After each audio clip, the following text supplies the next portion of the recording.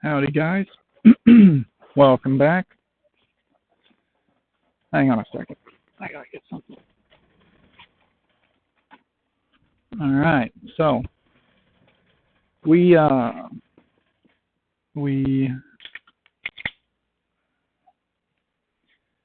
just to recap what we did, and then we'll go through what we are about to do. So we created this common emitter amplifier miniPCB with that circuit, and then we came over and we created this inverting amplifier miniPCB, right? And then we created the we did it out of order, but this is a non-inverting amplifier, and then this is a differential amplifier. And what we're going to do right now in this video is we are going to create the instrumentation amplifier miniPCB. And I think this is going to conclude the first round of amplifier miniPCBs. I think we'll skip over and do like a comparator circuit, 555 timer circuit, and some other stuff like that. So this is going to be the fifth amplifier board, and then we'll go do other stuff. All right. So instrumentation amplifier. But before let's go back to that Opamp application note from TI.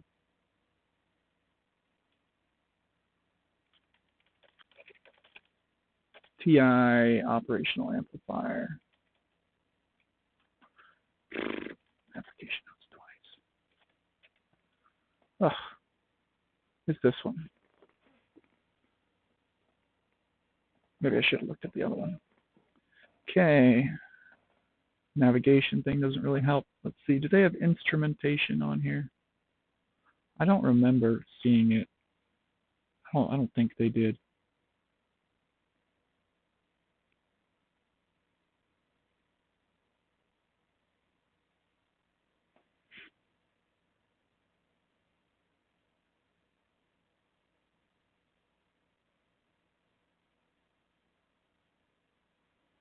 You'd think they would.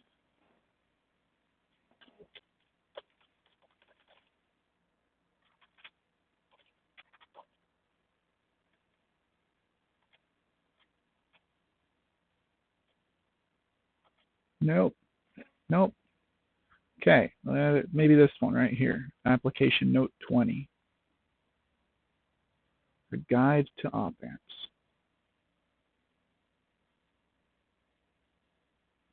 No.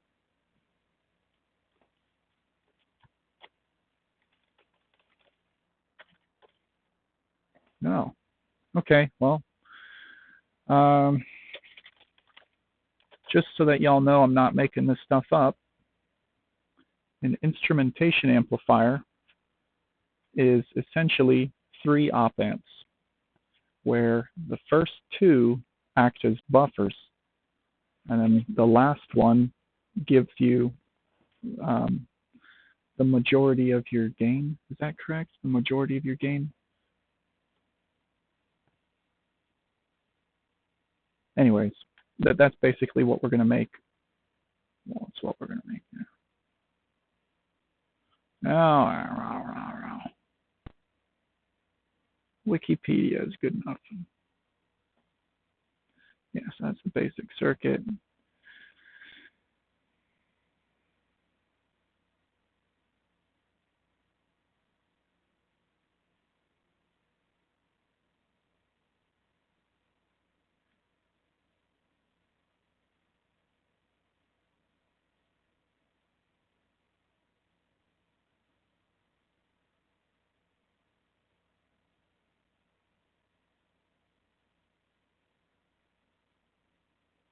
That was that guy? Okay. Yeah, this looks about right. I think what we're going to do, though, is we're going to make this right here come from a voltage reference. So we're going to use a quad op amp like the LM324. So we're going to use a quad. So we'll have an extra one. And then we'll use that extra one to set this reference voltage here. And that will let us operate this from a single supply. Okay, so starting at the top, let's go to, this was the last one? It doesn't matter. Okay, copy, go up to amplifiers, save, right here, rename, this is 20, right click, copy, go down into the A, save, delete, yeah, 20, make it the active. Okay, that's good. Rename.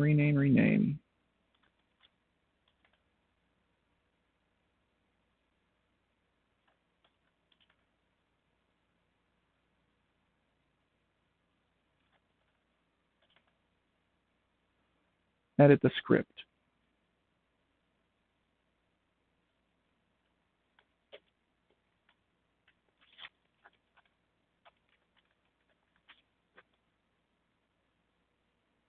Boom. Save. This is the 5th of September. Save. Close. Delete. Yeah. All right. Inside the schematic. Let's before we get too carried away here, let's jump over to ECO base and we'll start the ECO. So I was thinking we would use ECO 1005 for the 555, but we're going to use it for the instrumentation amplifier, which is arguably even better. What? Nolan, those are fighting words. Okay, just the name, the number here. So 04A. We'll zoom in for you guys.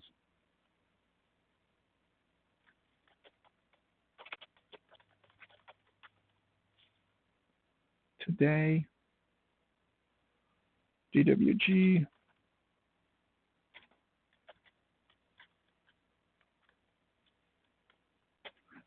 Did I have one on that one? I probably did. Just as soon as I can start using A's, I should. So legacy. I did not. Hey, we could do an A. Yeah, we could have done that on the 15, to be honest. Oops. Oh well, it's okay. It's fine. We're fine. It'll be fine. This is A. Yes, this is the way it's supposed to be, guys. Cool. And then statement of change. And then that's it, because we're Rev A. Statement of risk.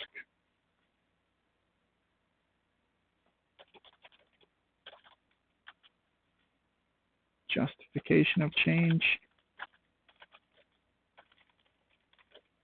Product development. Save and close. Boom.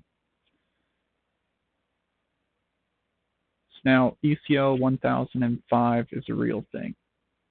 All right. Come over here. Give me the parameters for the schematic. Operational amplifier. Quad. It's a quad. Oh my goodness. Oh my goodness. Quad op-amp circuit, single supply, DC bias trimmer, 5th of September. Revision A. ECO 1005. Revision A.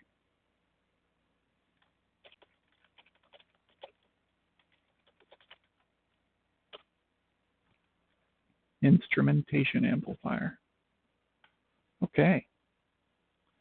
All right, so first things first, we're going to get rid of that. We're going to need the 7-pin, but that's going to be input. We don't need, well, we need at least 6-pin. So I guess that output could be the reference. That would be good. Yeah, that's good, because then the signal is really with respect to it. So yeah, that'll be fine. And refreshing our memory. So we got that part, that guy. Okay, so so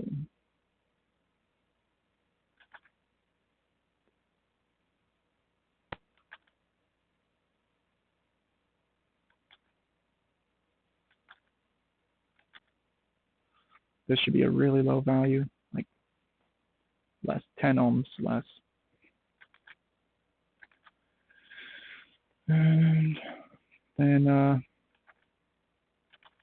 so then this R6 is like that R7, and that R7 is like wait.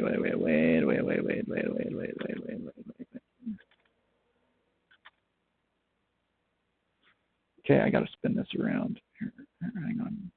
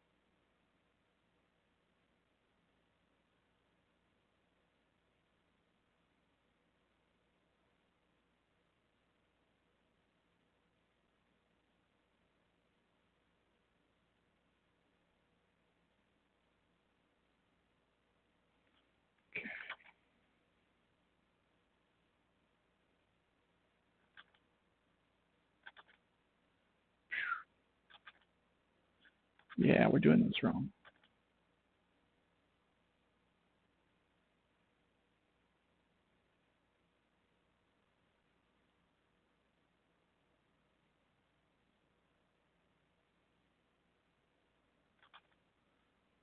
Okay.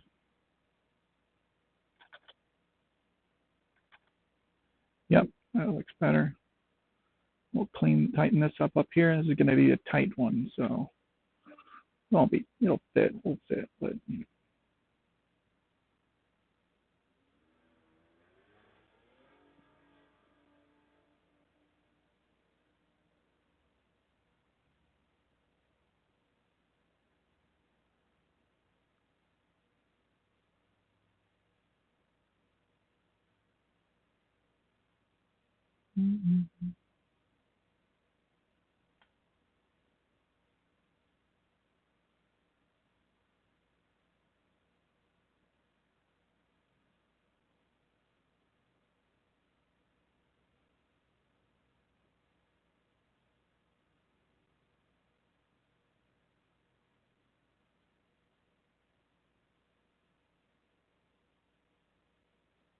oops.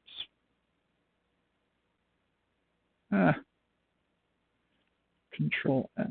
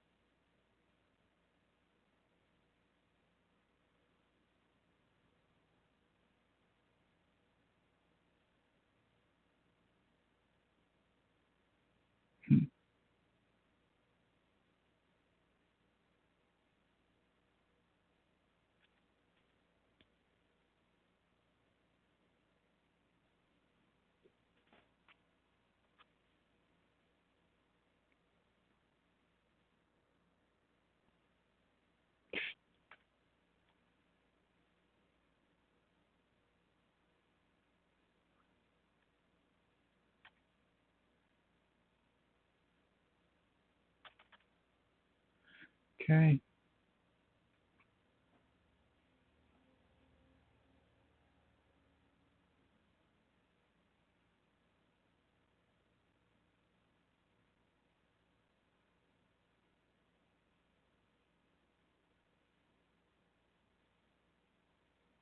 Okay.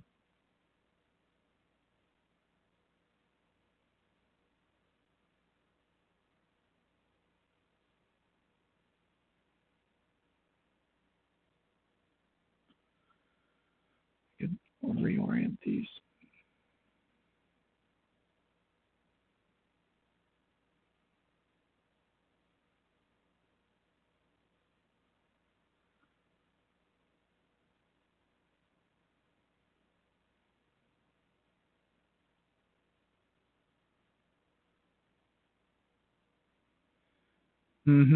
All right. Here, we'll rotate it again.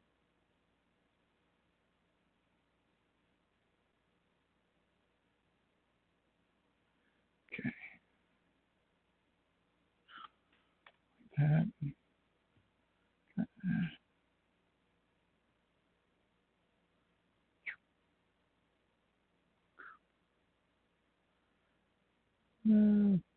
Wow, that was misleading.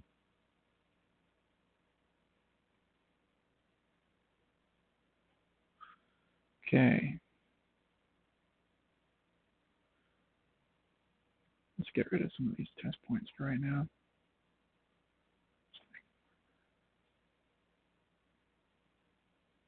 This, just, send this down there.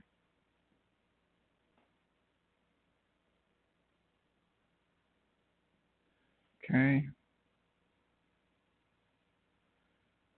Y'all don't mind if I put caps sideways, right? It's not against the rules, is it? Is it against the rules? It is. No. Really? It's against the rules? Well, I wasn't invited when they made that rule. That'll be good right there. So,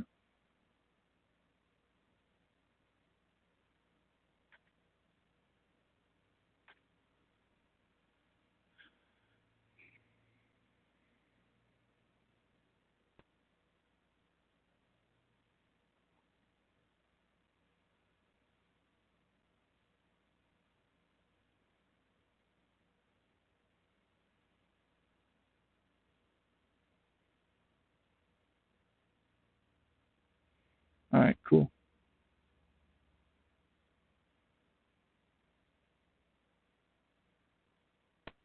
It looks pretty awkward.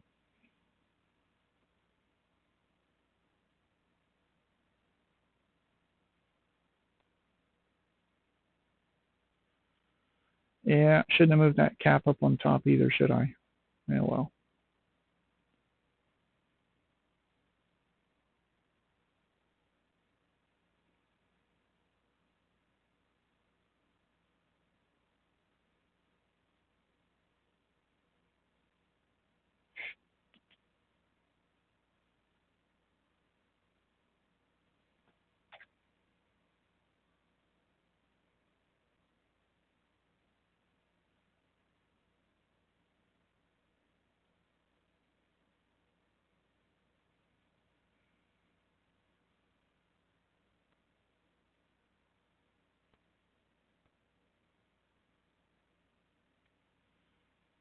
Okay. Okay. Now I can do this without having a 4-wire death cross right there. Nice. Oh, that cap is sideways, so that cap's fine sideways. Some people don't like the ground plane thing sideways, but I'm pretty sure the IEEE 315 standard allows ground plane symbol connections to be sideways. That was fine, wasn't it? Yeah, that was fine. Okay. I really should give that top a little bit more space, so I'm going to drag that down one click, and then I'm going to drag the whole kit and caboodle a couple clicks. And then if you wonder why the outputs line isn't moving, it's because it's this is part of a symbol for the connector P1, 2, 3, 4, 5, 6, 7. That connector. This is part of the symbol to gate. So if I right-click, invoke, I have all these other gate options I could pick from, but we're using the 4x4. So this is 4 inches. Now with the 5x3 invoke 5x3. Yeah, let's do the 5x3.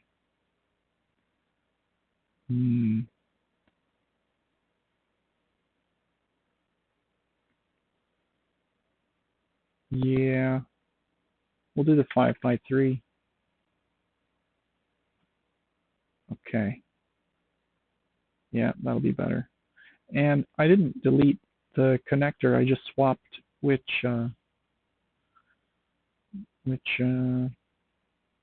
gate we're using. Move group.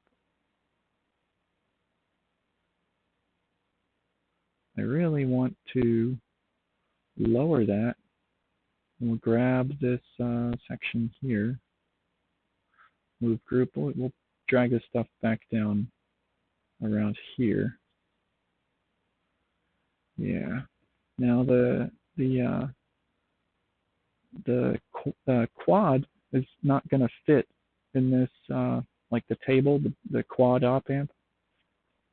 It's not going to fit in this section, so we're going to have to take it off this sheet. That's okay. And then I'm going to rotate that again. Hang on. All right, now let's move you. I'll rotate this guy. And there or there? There. We'll be fine.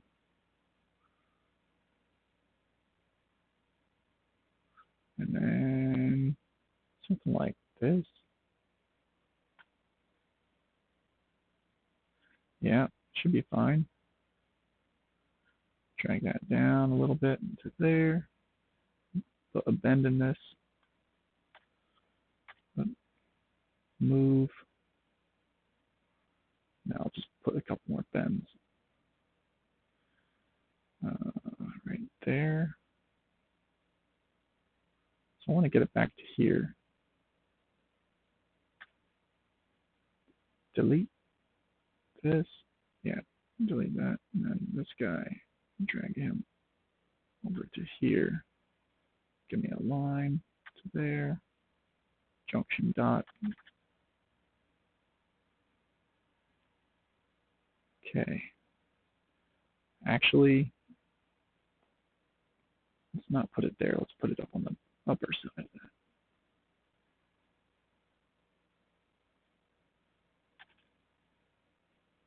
There.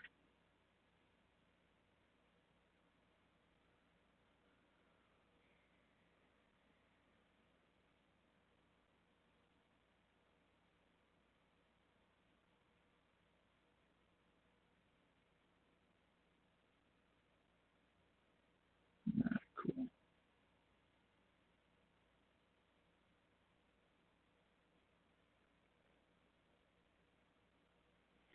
Try this.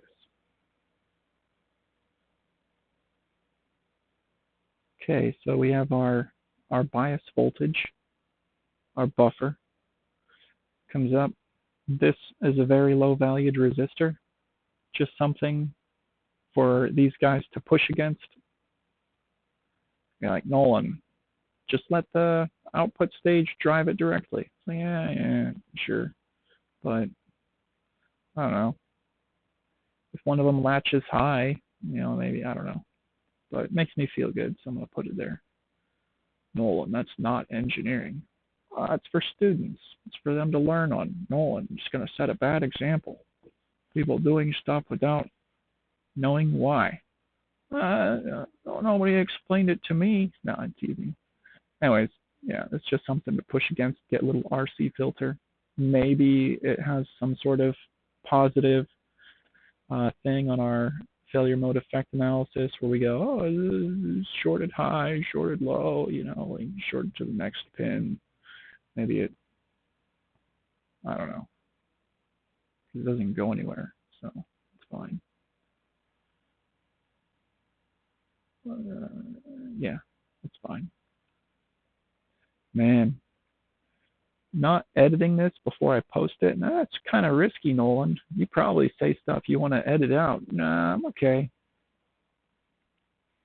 People know how to filter stuff. They're either adults or they're about to be adults. They'll be fine. They'll be fine. Okay, so now we have to do a quad op amp. I don't remember if I made one for this. Yeah, it looks like I did. Through hole. Nice. Okay. So A, B, C, D. What? It's not going to give me the power. Invoke power. You have to request it. That's why it didn't give it to me. All right, now I can come in here and I can say delete this guy, move this guy in, grab the value, just delete that. Okay, now this guy down here, I think I like having it on the A, so I'm going to delete this and put that guy in. Now I have to mirror this guy and move it so it matches. Rotate it, that is. Okay, now it'll match. So delete that, move this guy down. Okay, cool. Now this guy, the B, the Bravo, we can gate swap later, but for right now we're just gonna stay with the Bravo. Move B down to here, then the C and the D. I don't know. We're not going to pay too much close attention right now. But yeah, so basically, these op amps right here, they are simply buffering the input signals. And I'm going to rotate the bottom one. So mirror, rotate, rotate. And drag that guy down a little bit more. Well, we could just pop it and then drag it out. Hey.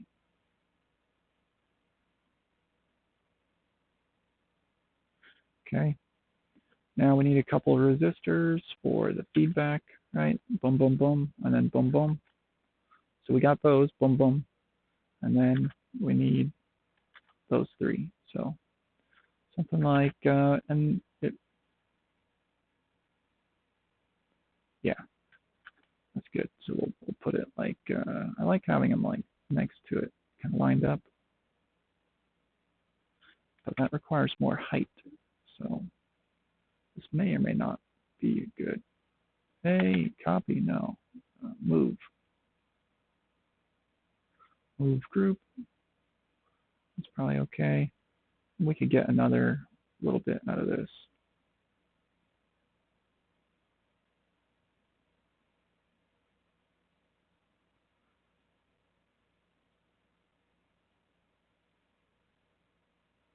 Oof.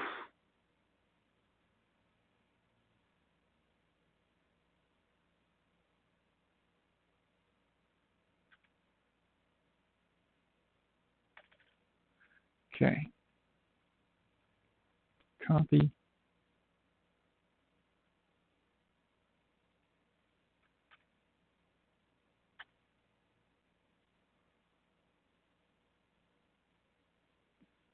Want that down there. So that means I need to go this guy. Isn't this fun?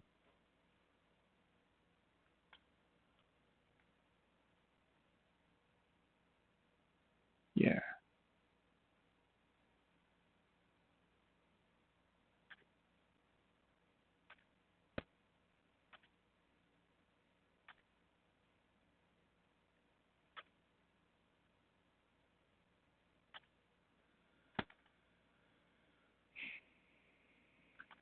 that one.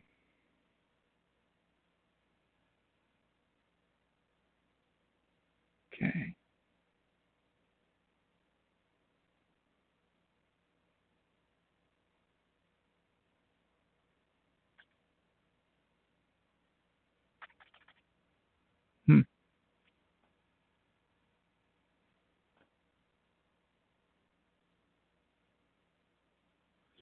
Could have gotten away with the narrower one, couldn't we?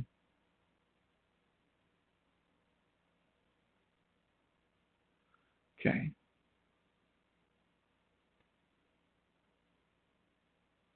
Okay. Did I do that right? Yeah.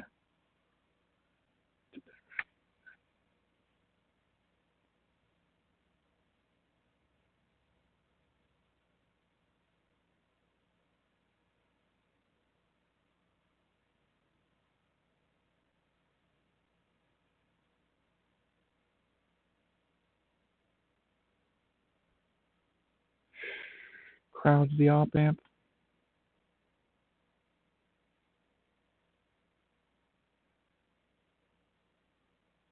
Hmm.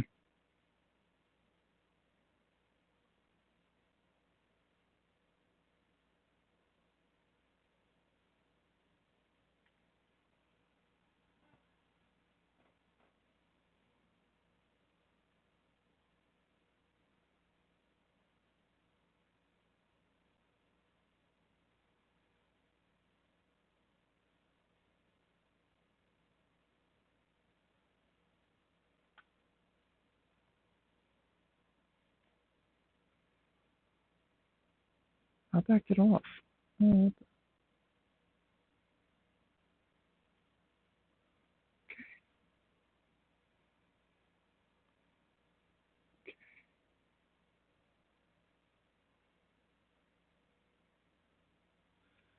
so this would be more prominent if it was down here.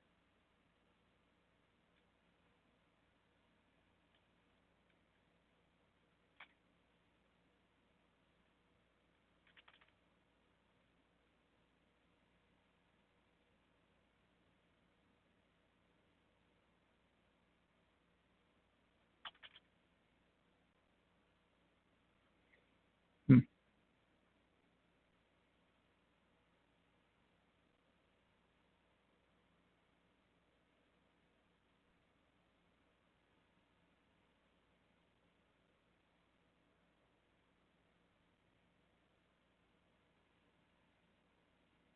Hmm. Hmm.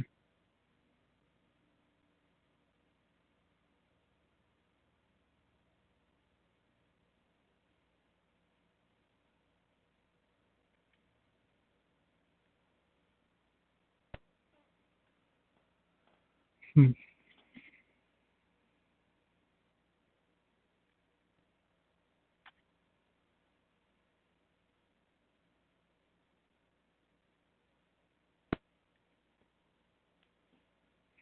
Hmm.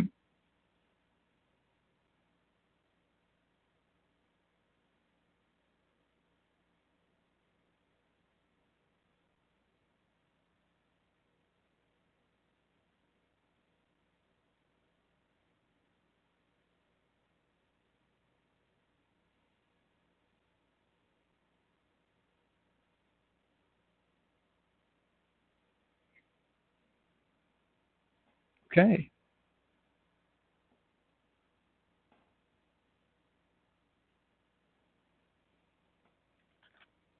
I didn't miss anything right. Don't want to make a mistake on the easy one. Yeah, it should be it.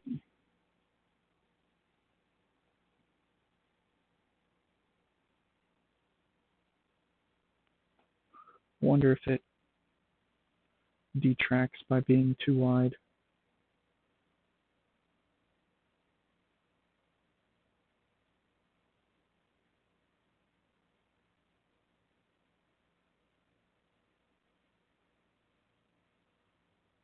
About 5 by 4.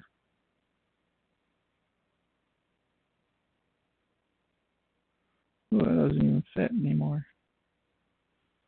So 5 by 3 only. Let's move this down.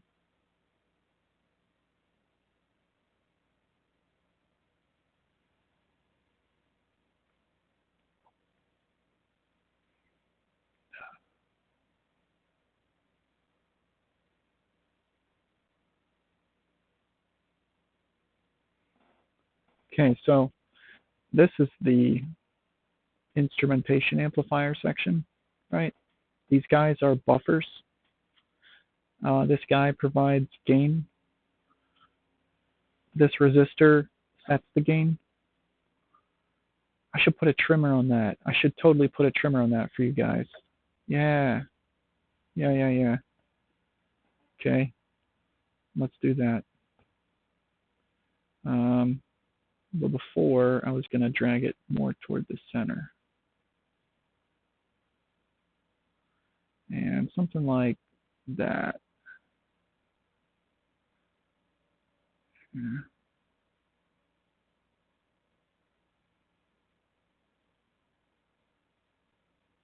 I could put a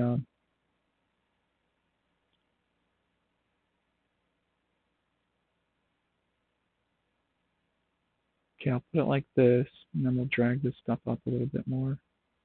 Wait a minute, I'm going to have to get headroom for that trimmer.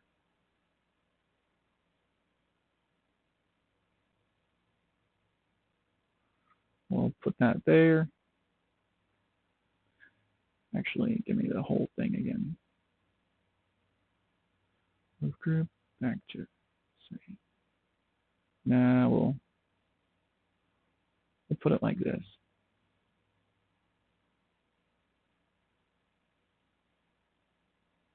Okay, back like this.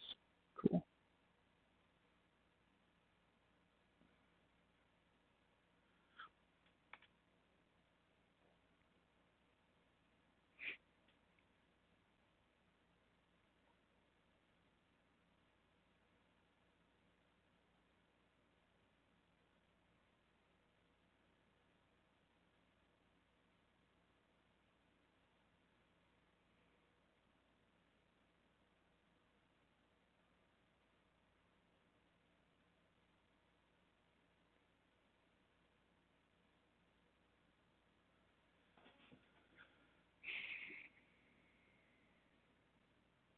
Just have to clean this up for my own sanity.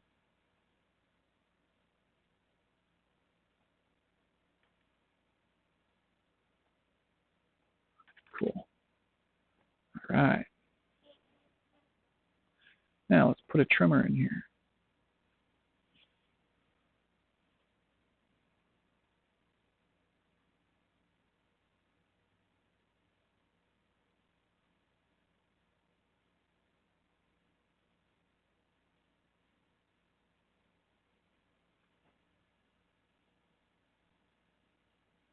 Clockwise takes it that way.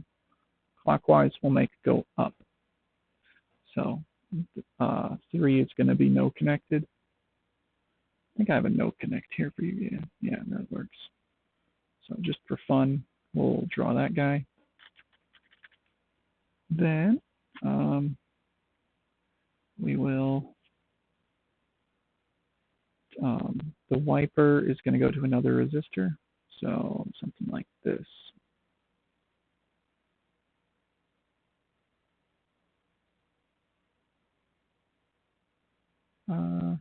We'll put it on the bottom schematically, like that. Grab these guys, move. Separate them by 1 click. Or should it be 2 clicks?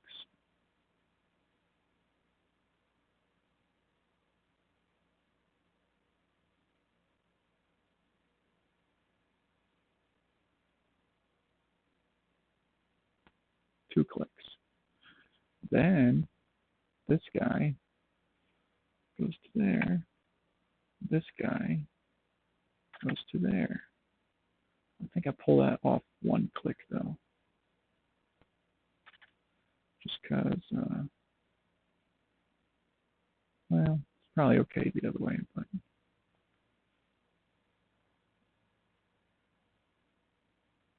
hey.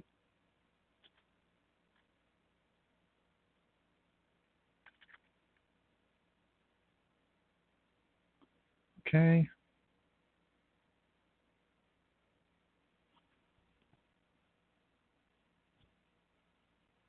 So when you turn it all the way down counterclockwise, so that pin 2 wiper connects to pin 1, it'll be like 50 ohms. Then the R13 is basically the minimum that you ever want that resistance, that equivalent resistance to be. And then when it's maximum, where the wiper is all the way on pin 3, then you get the full resistance of the potentiometer.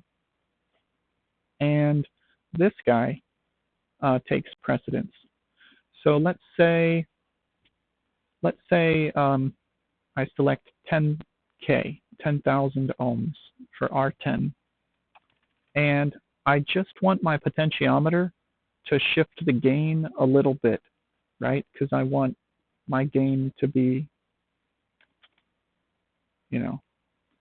I want my gain V out over V in, right? To be, yada, yada, yada. And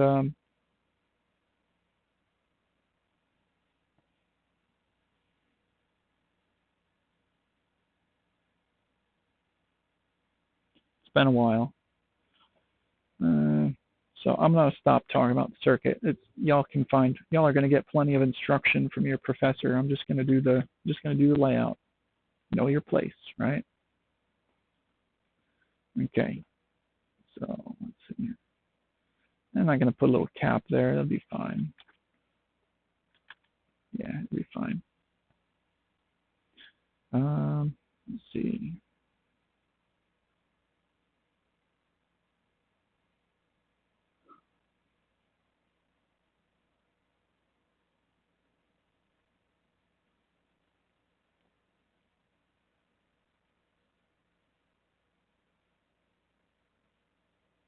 So this trimmer down here will adjust your DC bias. And this trimmer right here will adjust your gain.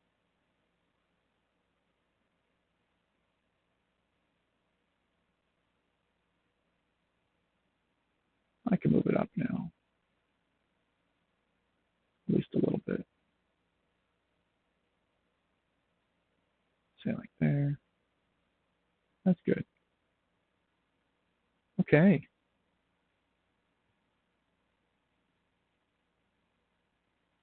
Okay. Now we're going to put test points.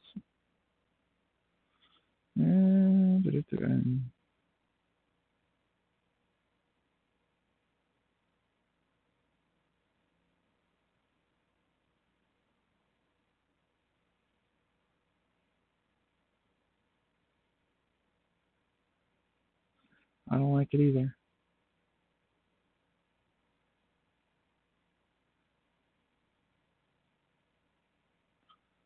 Okay. How can I rotate this guy? Well, that's fine. Just give me. You know what I can do? I can take back some of the space here. Yeah, that's it. This guy, just drag it back here. This guy we can delete now. Okay, and then this one right here, test point, test point, test point, test point. Sure, we'll put that there. Sure, we'll put that there too. No, I don't think we're going to put them there. That's boring. There. Should I though? Yeah, we'll just do it.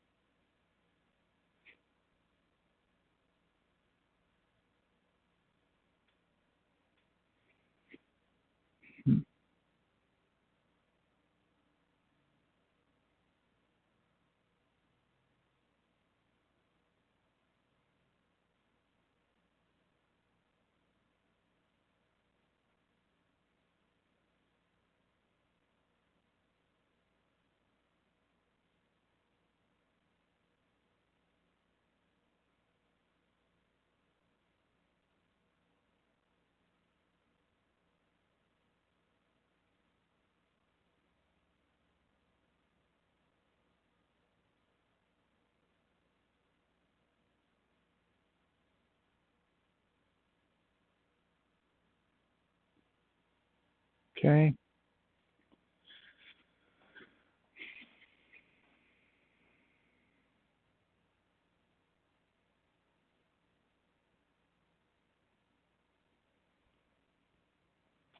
All right, let's renumber.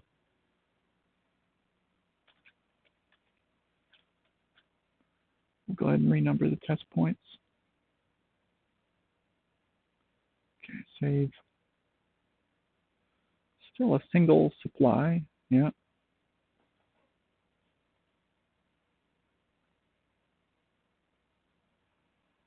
Kind of crowds the 3, but I think it'll be okay.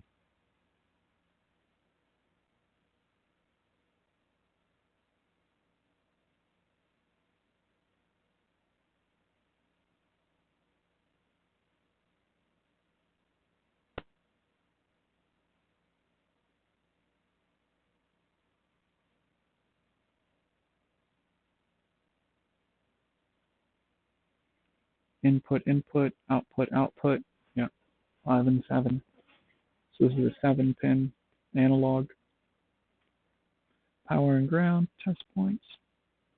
Okay, we're ready to switch over to the board. Now, this isn't going to fit well on the 50 by 50. So we're going to bump up to 100 by 100. What, man? That's crazy. This will be a full 100 by 100. That's not.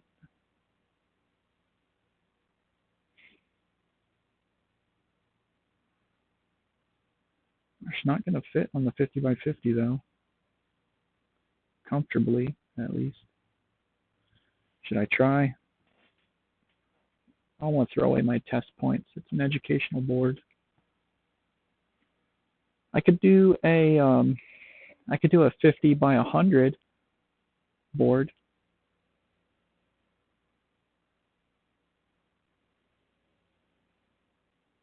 Get 2 of them instead of 1, because 100 by 100 is way too much room. I could do 33 by 100.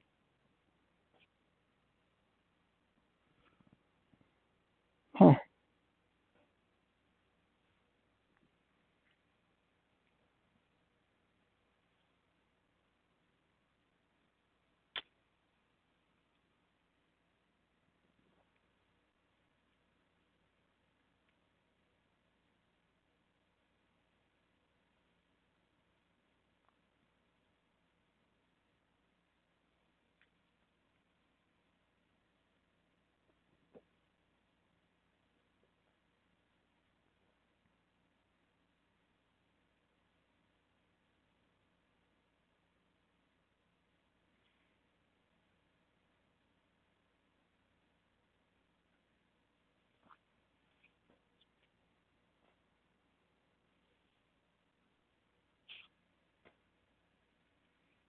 I think the 33 by 100 is a good idea.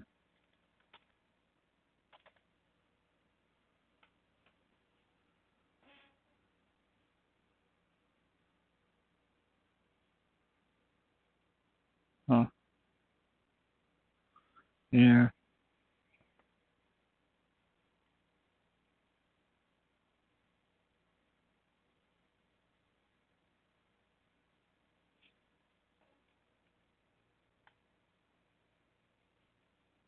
Okay. Library.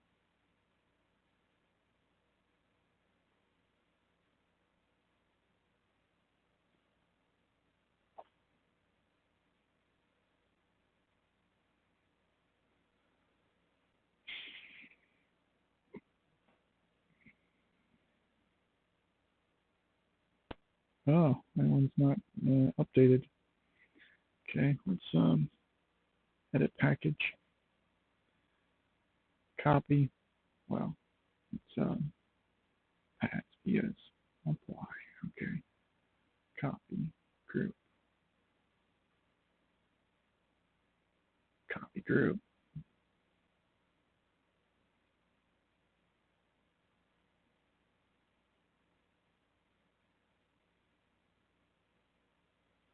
It's a new one.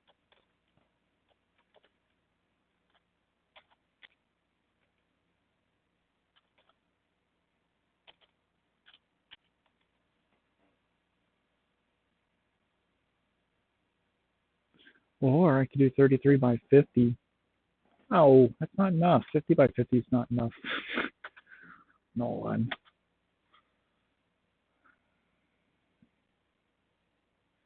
Okay. Now, back to millimeters.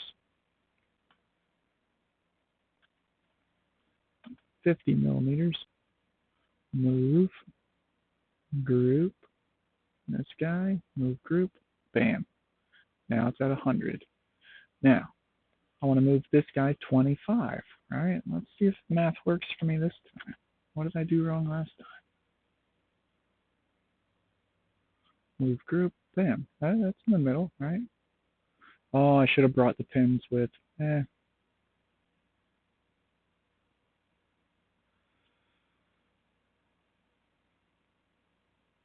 inch, 0.1. Give me a whole square. That one. Put it there. Change it to round. Same size. Put it there, there, there, there, and there. Go back to the name. This guy. This becomes 1.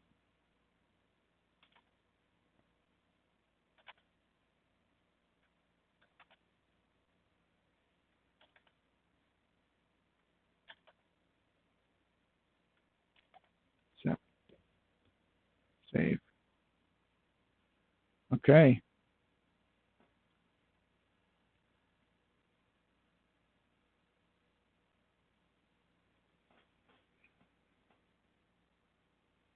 Feel like that's a lot of wasted space up at the top. Here's what we're going to do about it. Millimeters. 0.5. Can I switch to 1? 1. I can switch to 1. Delete this. Give me a line. T-place. Here. Set the width to what it's supposed to be. There. And right like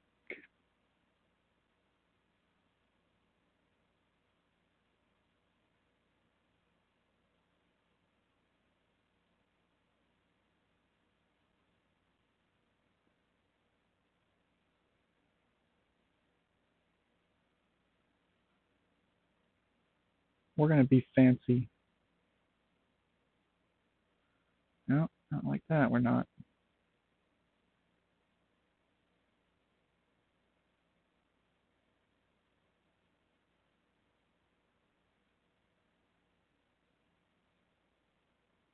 Whoosh. Could move that all in a millimeter, couldn't I? Sure could. And then this guy goes down to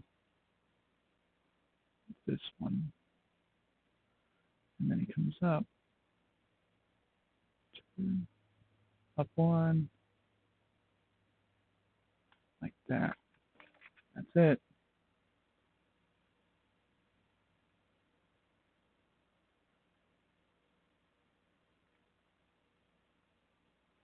Okay. It's a little artistic of me. Obviously, you don't want to put it over the part, not put any pins through the part number, but, you know, I think I could trust myself to not make that mistake. It's pretty close to being perfectly in the center. At least it looks that way.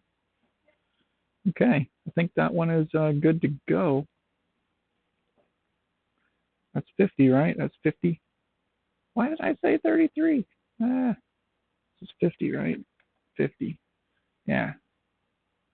So this would only fit 2. So what I'm going to do is I'm going to copy, because this is a perfect 50 by 50. Copy, copy group, new package.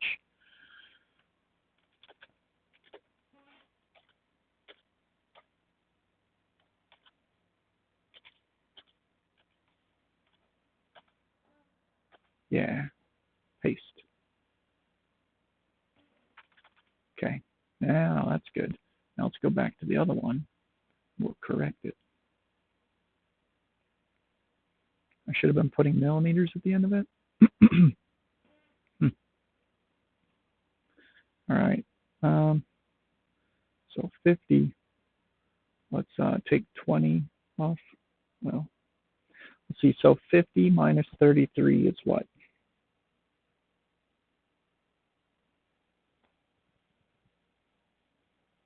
17.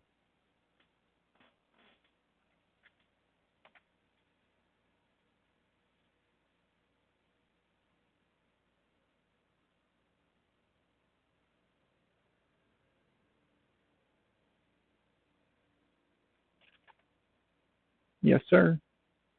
Exactly 17. That's what I think it should go on, huh?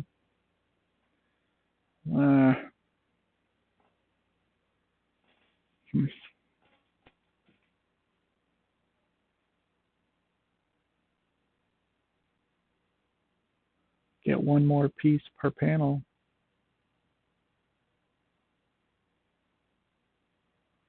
Maybe it should be rotated the other way, where it kind of comes off the side. Put it down on, put the plug down on this end.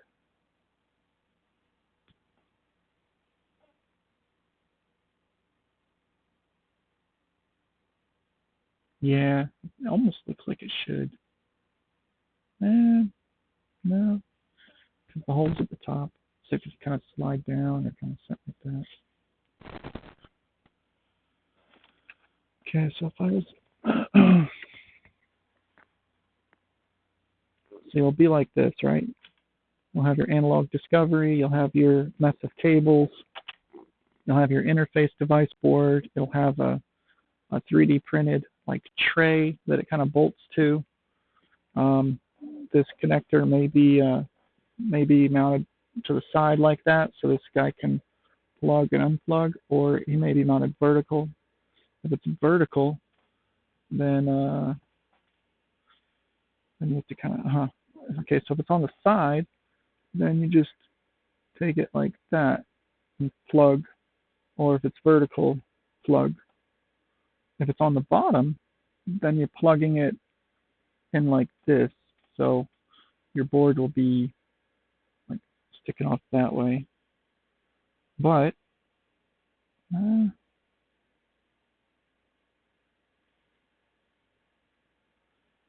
there a downside to that?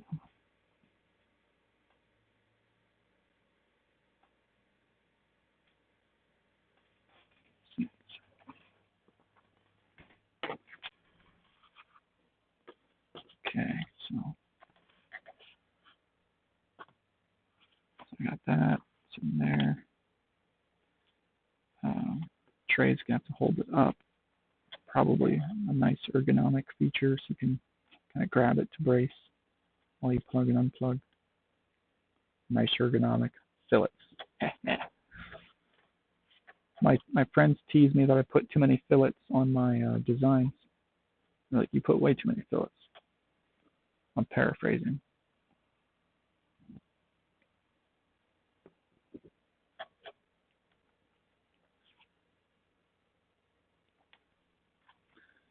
Let's see. Is there, okay, so it's this guy that we're looking at. Yeah, so the analog discovery 2, wire mess, and then the other way. Yeah, so, and then we're trying to decide what orientation that we want the mini PCB to plug in. Do we want it like that?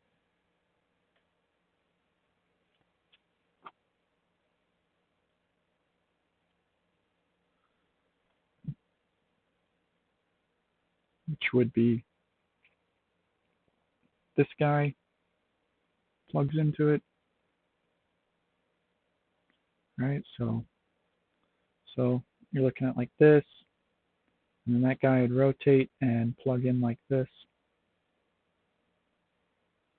So that guy. So it'll be sticking up vertically here.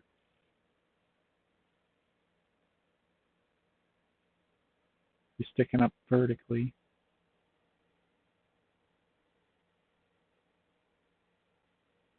Yeah, I think we're going to do that. And the reason is because this test wire mess, right, that's coming out, the test points, if it's vertical, like this direction, then these flying leads are closer to plug into it than if it rotates 90 and sticks out this direction. It's like running away from the test leads.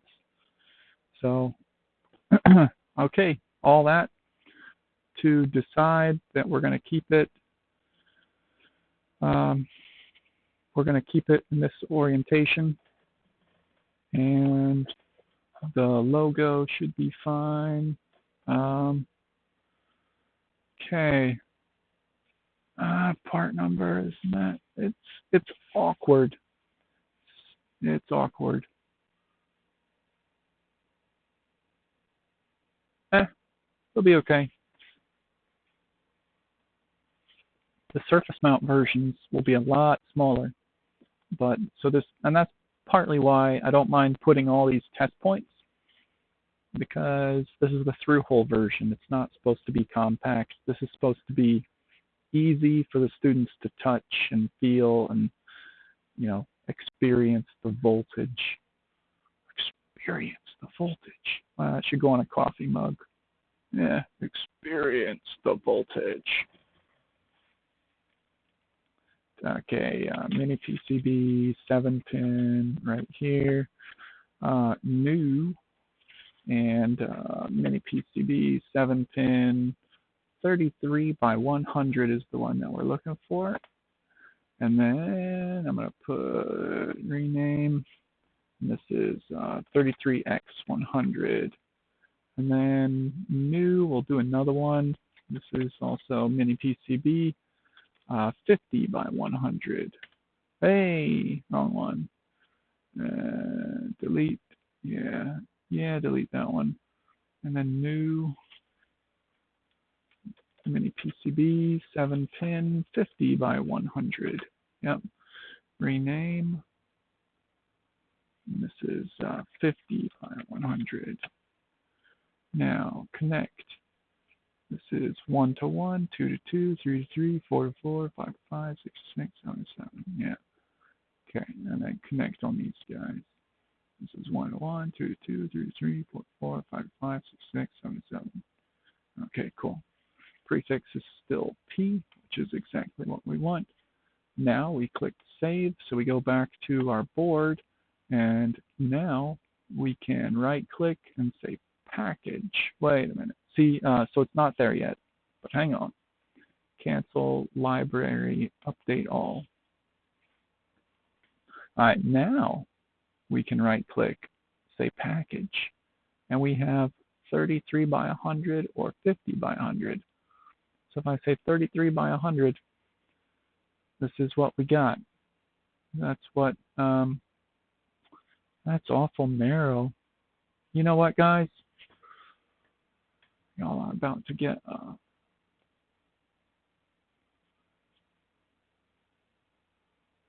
it's a 50% decrease in cost if I put 3 instead of 2.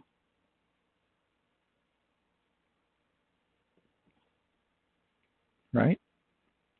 Yeah, because you increase your quantity by 50% without increasing your cost.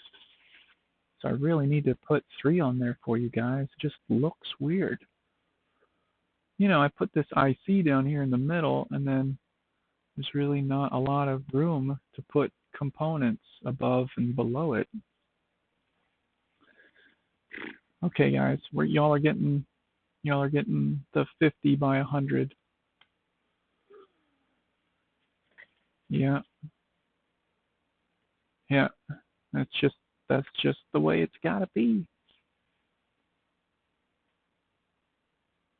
Nice.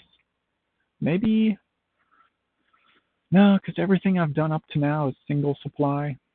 So the first 5 will be single supply, and then if I hit a slow spell creatively and I can't think of any more circuits to do, I can come back and I can do the dual supply, right? You know, my product number, my part, you know how my like my part number space is so big for Opamp amplifiers, plenty of room to do a whole bunch of different variations and even other Opamp amplifier circuits. Like what, Nolan? Like what? Well, it could be a custom-ish style, you know, and, you know, something.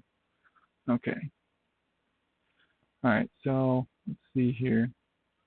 I need to modify this fill plane to kind of match my border. So can I put this here and then to this on 1 millimeter, half a millimeter. Let me pop over to 1 so I don't make a half a millimeter mistake. And then right click, right click, right click, right click. Perfect. There. And there. Whew. Y'all like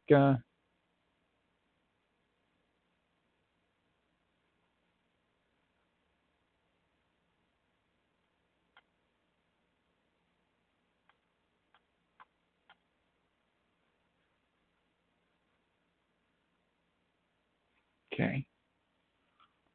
Save, move this guy down to put it there. All right. Now, the red one, we're not going to go through all that. We're just going to delete it. And then we're going to say copy this. We just copy that whole thing. And we're going to set it right back on top of itself. And then we're going to right click, say properties, and change it to say top. Click apply. And now we have two of them, a red and a blue. The part number, we're going to let the ground plane fill around it. That will be fine. We have the part plane on the silk layer as well, so it'll kind of show up a little bit better. We pulled it away from our logo. Looks nice. That'll kind of make it pop, right? Hopefully. We're not penalizing ourselves on the PCB area that's around the logo. We're not marking off the part number, but that's okay. We're not gonna make that mistake. Okay. Now, I guess I'll always have to watch out from grabbing my polygon points in here when I grab stuff, but that's just something I'll have to watch out for. This guy right here, properties. We're going to set this guy to 50 and 25. Okay, so that's smack in the middle of the board. Okay, and then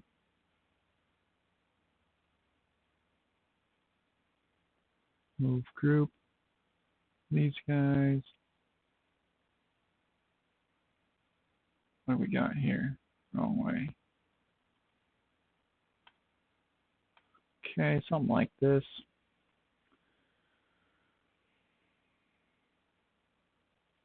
Okay, let's see. So, nope, not there. Down here. Okay, so we got inputs 4 and 6 go to 12 and 10. So this is 8, 9, 10, 11. What? Let's count 1, 2, 3, 4, 5, 6, 7. 7, 8, 9, 10, 11, 12, 10, and what was it? 12. So they go to the opposite sides there. Now, if I gate swap and I put it so the inputs go to the lower side, that would make the routing a little easier for the inputs, which are more sensitive to noise, right? So you want the input tracing to be clean. So I need to gate swap those with the other two. And then I want pin 4 to go to the one that's further over, well, over here, so the lower number. So how do I, can I right click and gate swap? Yeah, gate swap. Can't gate swap. Can't swap gate. Gate swap, and then I just click it. Oh, wow. Okay. I've been using Eagle a long time, and I haven't used the gate swap feature. All right, look at this. Gate swap. Boom. Oh, wow. That's cool. Okay, let's see what that looks like. Nice. So now pin 4 goes to here, and pin 6 goes to here. Beautiful. Beautiful. Cool. That's nice.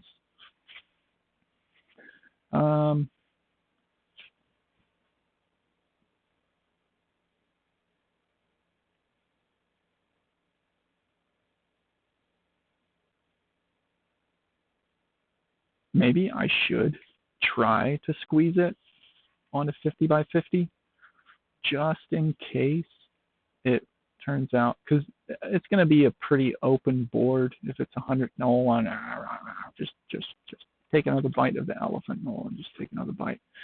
Okay, so 7, 6, and 8 are around 2 and 6 and 7 and 1. So 7, 6, 8 are going to be down in this area right here.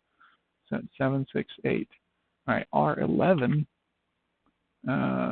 is, you know, down here on the output more, so like 7 to 12. R11 is like 7 to 12. 12 was 13, 14, so 12's up there. So something like R11 could go back here. By the way, in Eagle, hold control. When you're in the move function, in the old version, I haven't downloaded the new version. Well, I haven't played with the new version enough to tell you, but in the new version, in the old version, while you're in move, hold control and then click the part, and it pops it to the grid. So if I click there, see how it popped to the grid? So this is when I just select it without holding control. It just picks it, it just grabs it to move it. But if I hold control, it pops it to the grid and moves it. So, yeah. Anyways, that's how that works. So, bam. And let's see. So those 3 right here, and that pot too. That pot should come.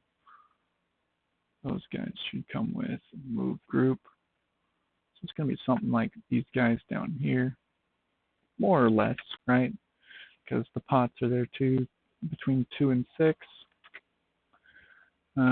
So that's R2 and R1 go between pin 2 and pin 6, and then pin 7, R6 as well, parallel to those, 7 and 8. This would be so much easier with surface mount, wouldn't it?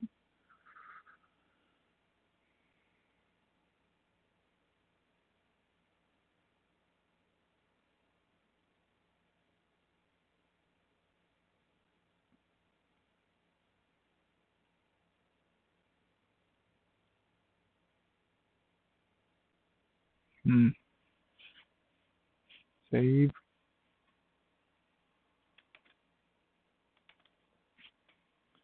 Okay.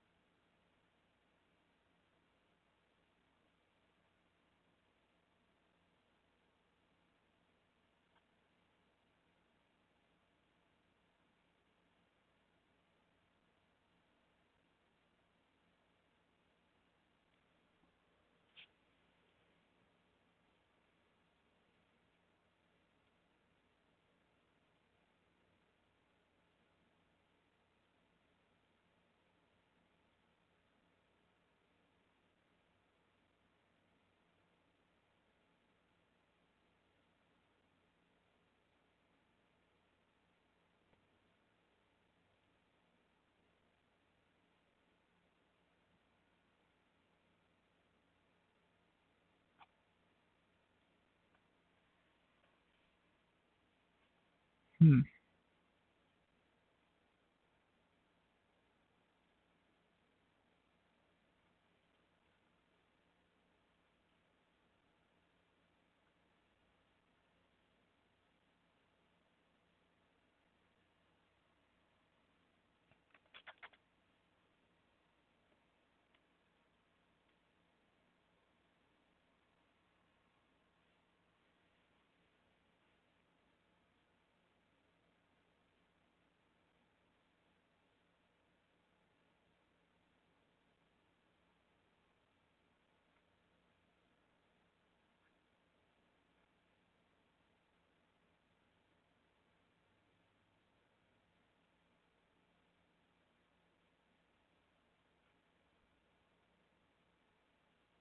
Hmm. Maybe on the 100, I should put another screw down here for a tray,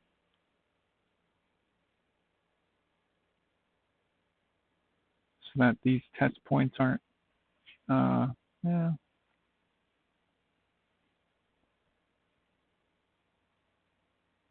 Hmm.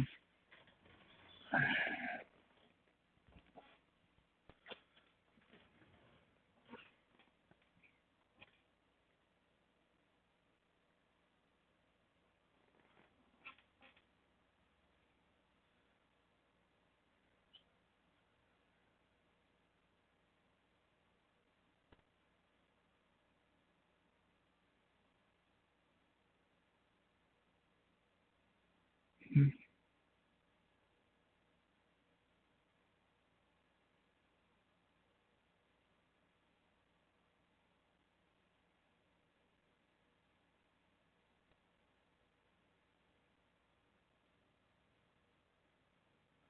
Okay.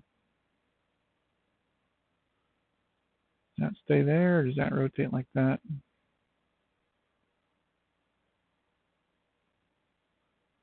Test point 9.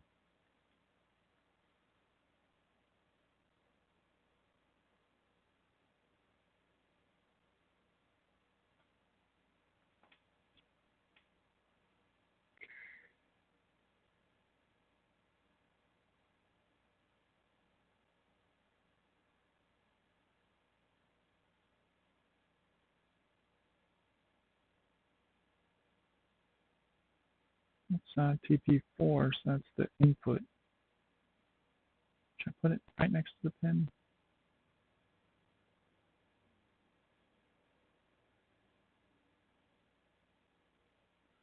For right now, we'll put it down there. Okay, R9. R9 goes to the other one, so pin 13. So that's probably going to reach across the board like that. And then R10 does the same thing.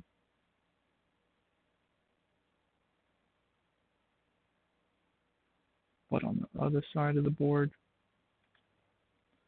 R11 reaches down to pin 8.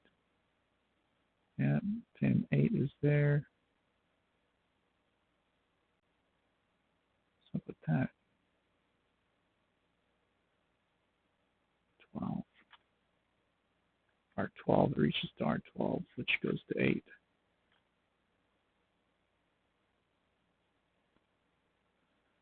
Okay, so 10, 11, 12. Let's do it this other way.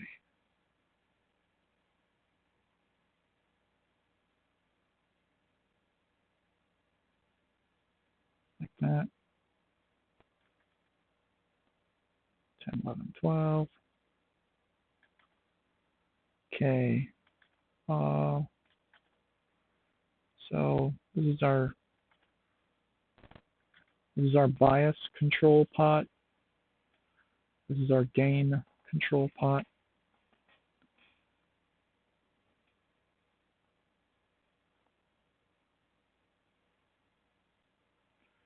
This silk screen, this part needs to be updated in the library. So we'll go back to the library part. This is a dual inline package 14. And we'll go back down to millimeters, 0.1. move. Good.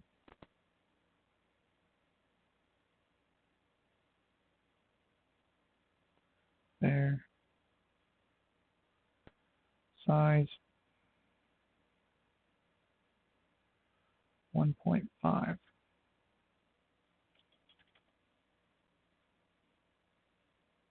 There. Font. Ratio 12. There. 0.5 millimeter. Move this guy down to there. This guy up to there. And we'll just draw the dot for pin 1. It's not kind of long.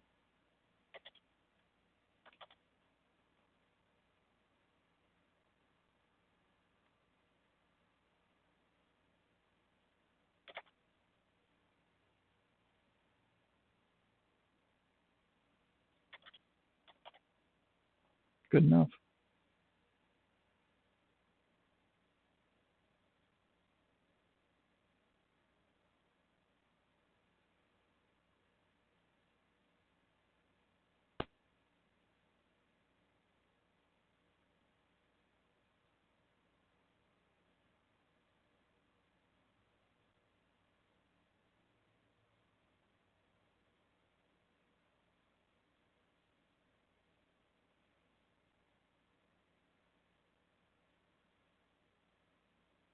Okay.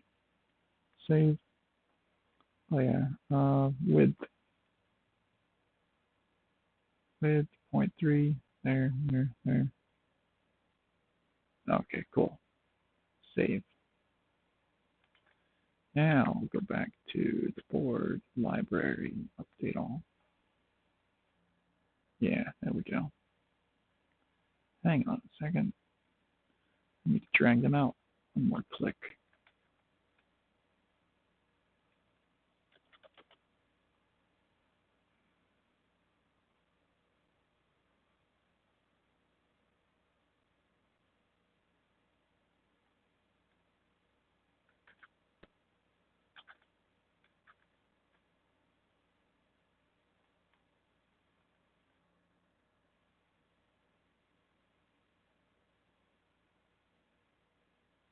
Good enough.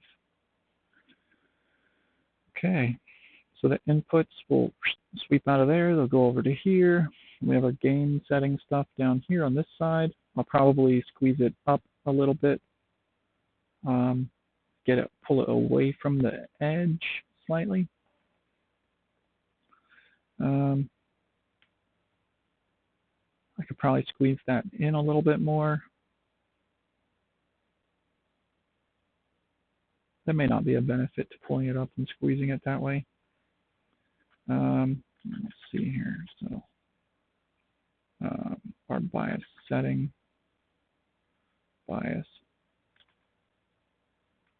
C1 and C3 are there. C2 and C4 are the power filter caps. So C2 and C4.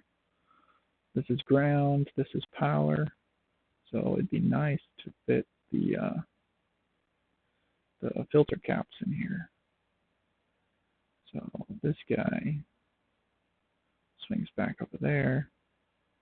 Okay, so we're going to do this. We're going to grab these, move group.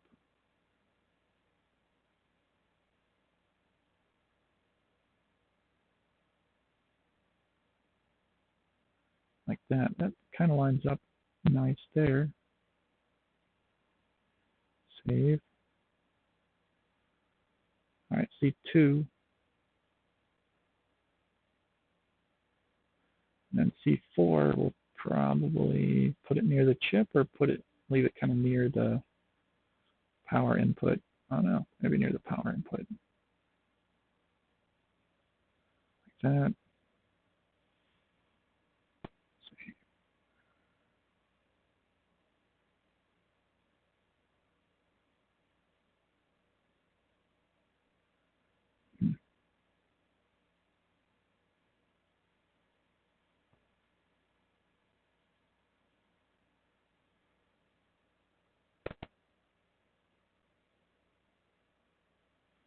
That'll be fine.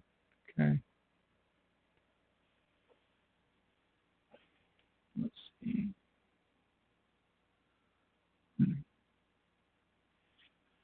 This guy can go this way a click. I got it. This whole mess can go this way a click. One click. Okay. Okay. Okay. Okay.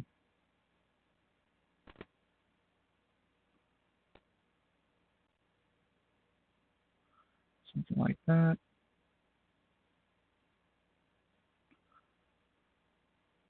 Something like that.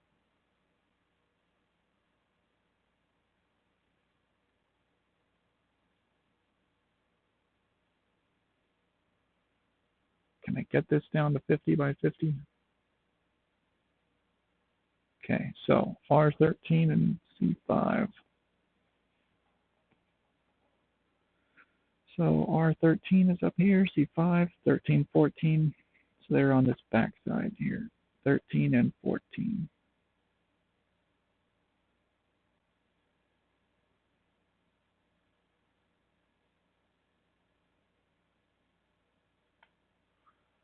So C5,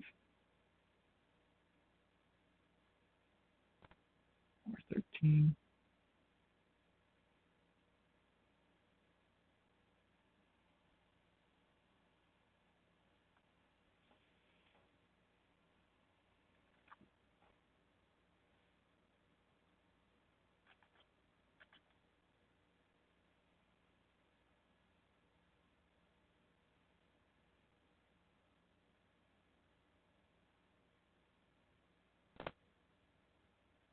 That didn't do anything, did it?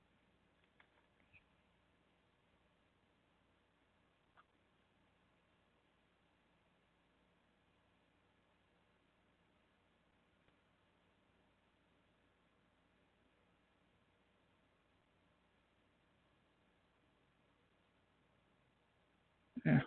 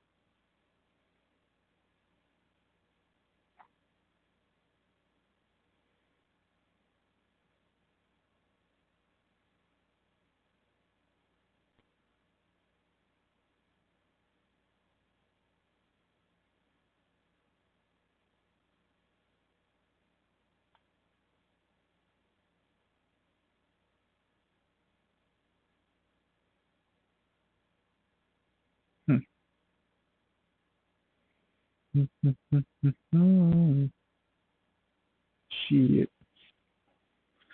Okay. Come on, come on, come on.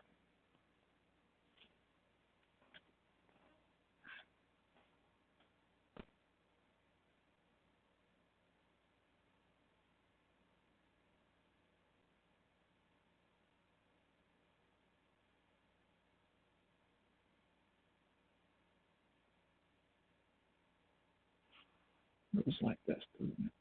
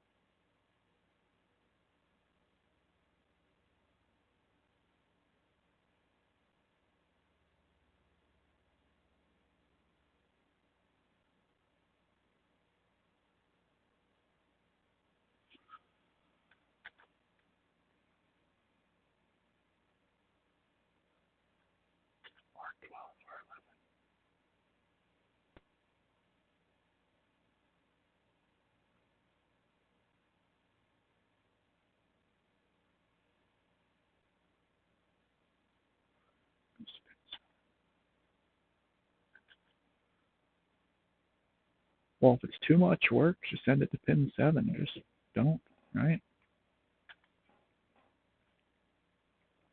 No, Nolan, we have to have it. It's to measure with respect to. Well, you make a good point. It's to measure with respect to. So I guess we'll leave it there. Yeah, of course. If it was a dual, then it would just be the ground plane, but this is the with respect to. Yeah, you're right. Okay. I should really take out R12 then, huh? So I could drive that with respect to pretty well. Yeah, give something to the caps to push against those so that it's not such a capacitive load on the output of that guy. I don't know. Well, if I put it there, then we can always put a 0 ohm or just a wire, right? But if I don't put it there, and then they want something, then it's a lot harder. So layout gets it. All right, that's decided. Okay, what can I squeeze where?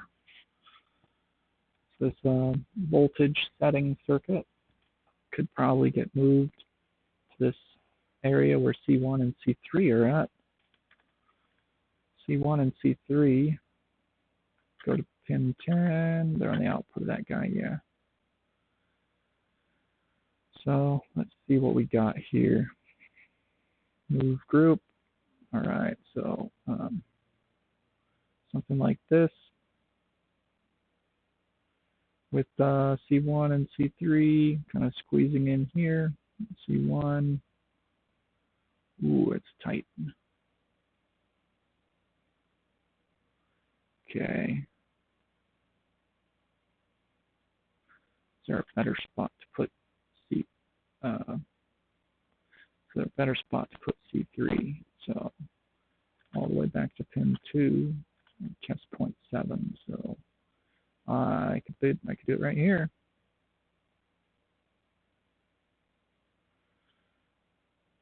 C3. Yes. Center it with those guys. Symmetry.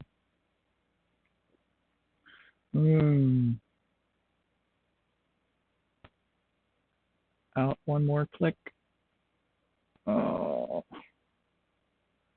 Should I break the reference designator and put C3 back here?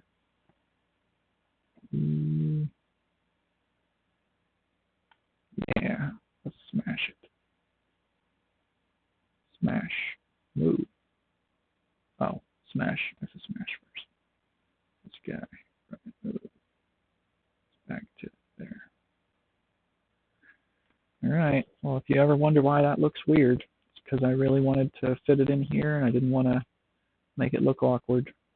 Nolan, you made it look awkward. Oh, man, you mean I failed? Yep, you failed. Okay, well, if you say so. I guess that's just the way it's going to be. Okay, up here, I can put this guy like this, put that like that, and that doesn't clash so much. While I'm at it, I can move this guy up here so it matches. Rotate it like that. Drag it down one click, rotate it like that, and drag it down and click. Put that one on the outside, put that one click out. Okay, then I come up like that and smack. Okay, cool. Like that. All right, cool. So, bump. Yeah. Okay. Height-wise, I think we're okay. We might be able to fit this on the 50 by 50 in spite of my initial doubts. Oof. Haven't fit all our test points in yet, have we? It's going to be tough.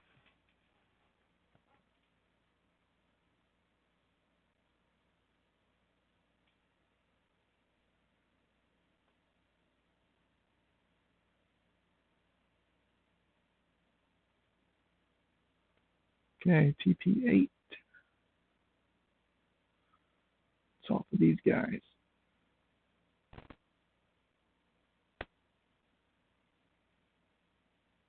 Okay, TP11 goes all the way over to here.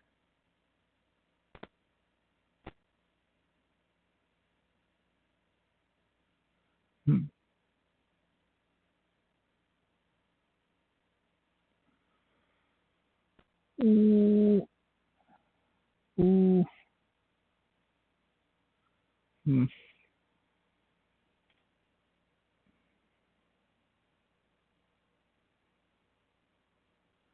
I have to smash it.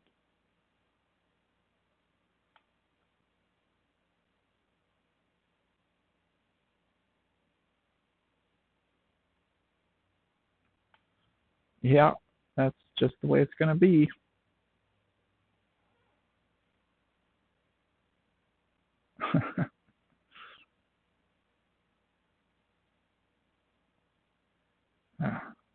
Whoops. Cancel. That's the auto router. Never use it. It does not do a good job. It's just a waste of time. I mean, you know, you may have noticed by now, it's not the routing, it's not the hard part, it's placing the components in an optimum manner. Let's put that there. I'm trying to stay narrow, so. All right, where can I fit this guy in? I think he's out here. Yep. All right, if I put that guy out there, then I can still put that guy out there. TP2. That's the other input.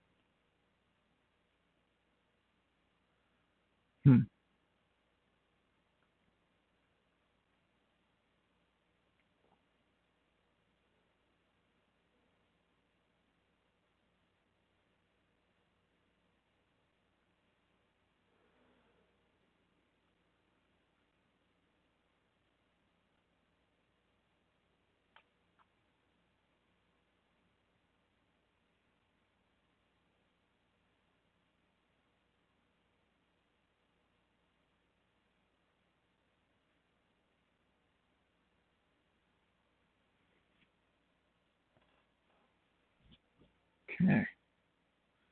Now, the big question, can I squeeze it in there?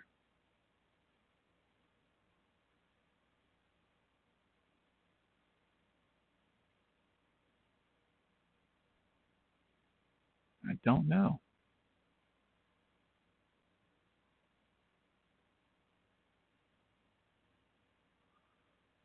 Because it looks like no. Oh, so close. So close. But I think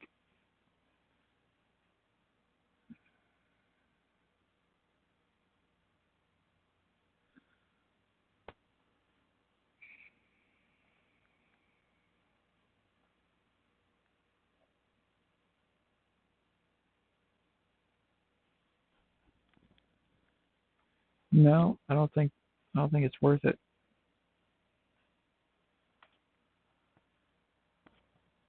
Man, I have all this extra space now that I squeezed it so tight.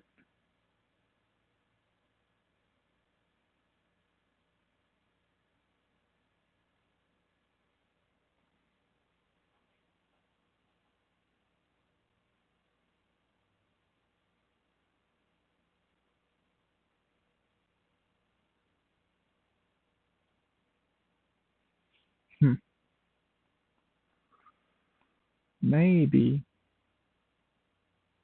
I should rotate this whole thing and then kind of spread it out a little bit.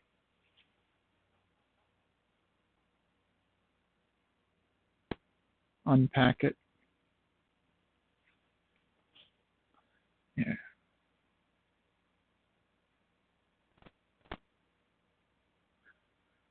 Move group, rotate, rotate, rotate.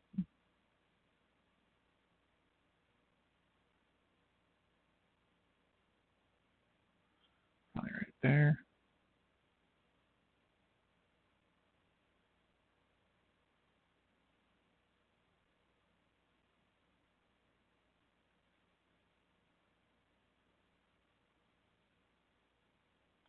Yeah. Like that. And these guys. Move group.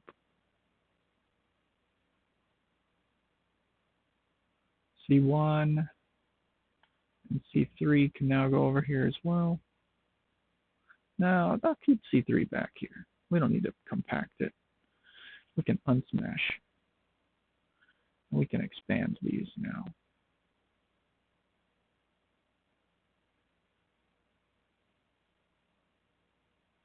All right.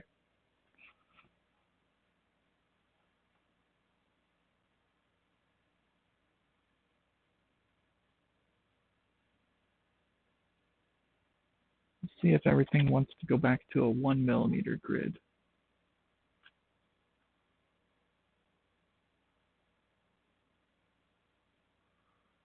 Okay. 6 and 7 were the reference voltage again.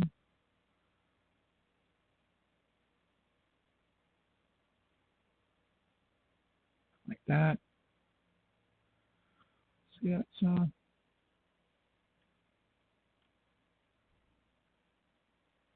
okay. Something like that. 1, 2, 3, 1, 2, 3. Looks good.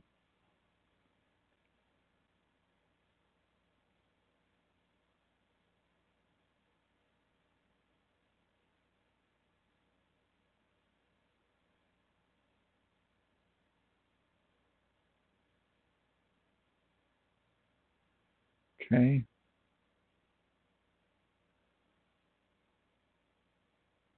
These guys can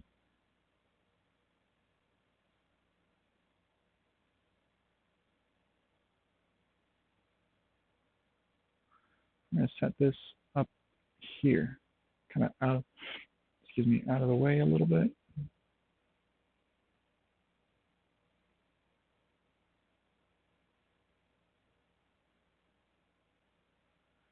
Down one click.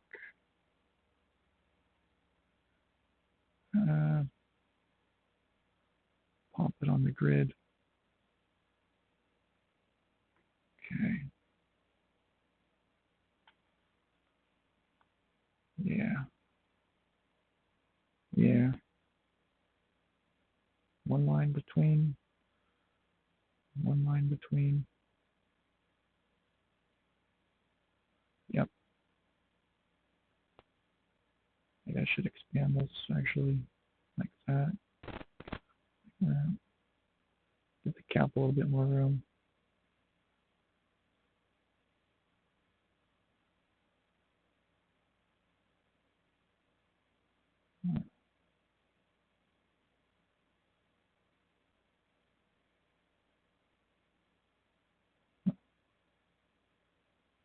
Crazy. Something like that.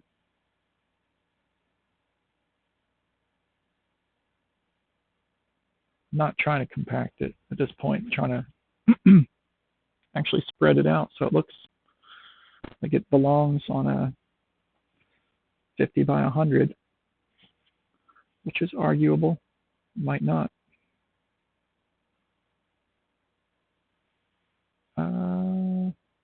Cancel. I think a mosquito just bit me. How did a mosquito get in my workshop?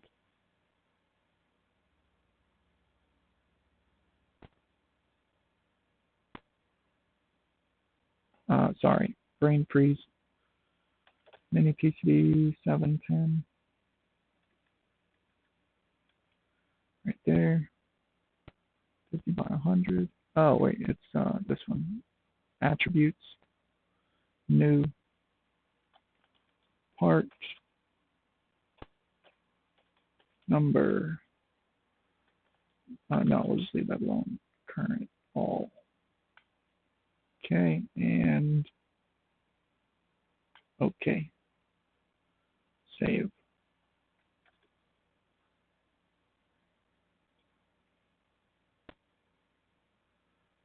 Attributes. Here we go. X 04A-020.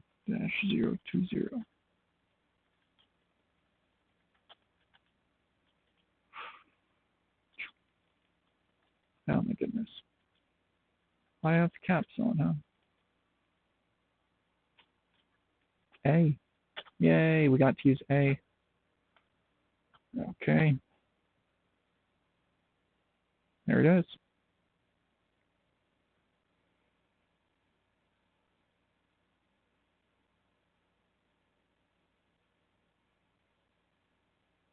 Yep, there it is. It's on the silk as well. Okay. Yeah. Oops. Let's go back to here.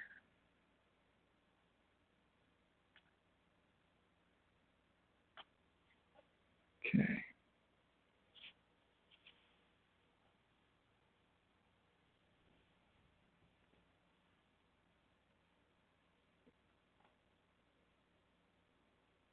Hmm.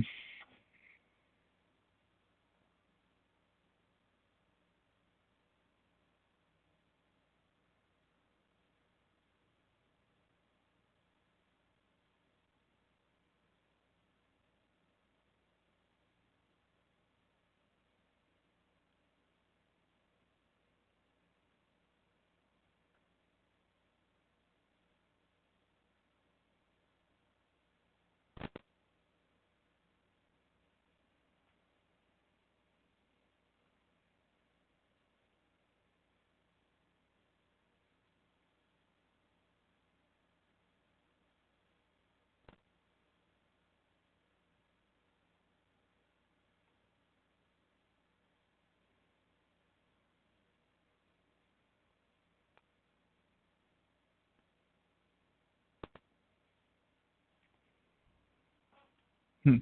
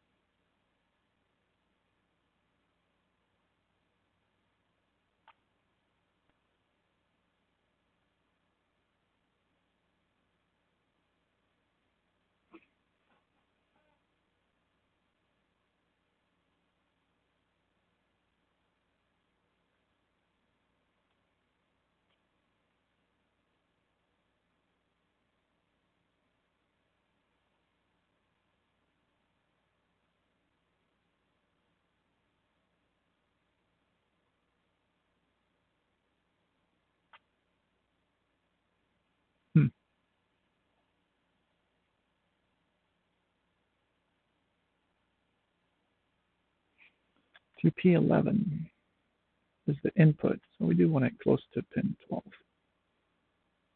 just to see what the input actually looks like.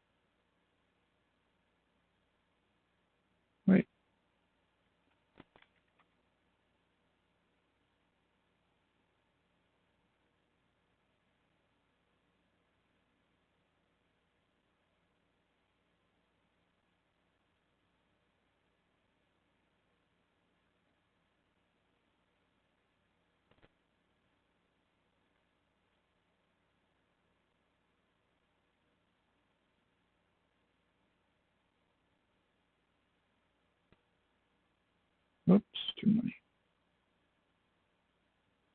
Huh, that turned out interestingly well.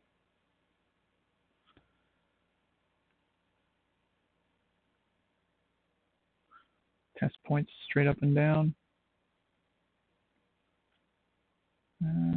There. Yeah. Yeah. Just drag this guy out more. That's kind of what I wanted, right? Spread it out over the 100 millimeters.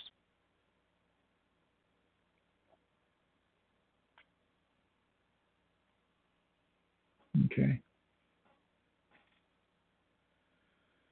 And drag, oops, not that one. I can drag this guy down. Move group down to, say, here, here, here, here.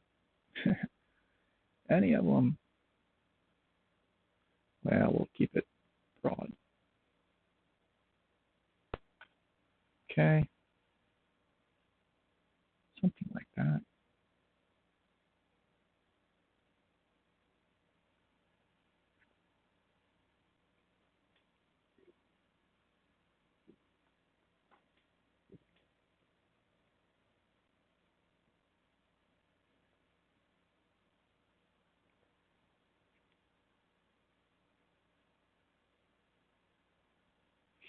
So TP6 really is right there.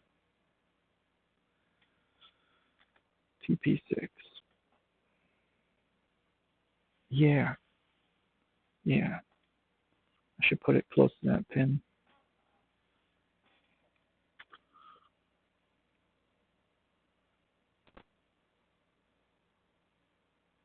I should give myself a lot more room here. And then just, yeah.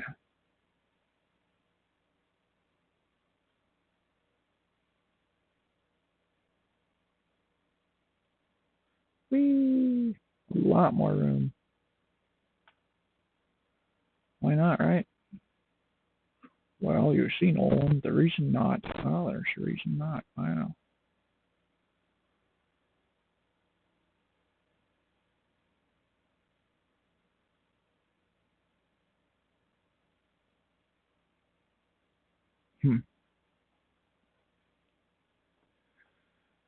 TP15, TP10 on the inside of this, or keep them on the outside?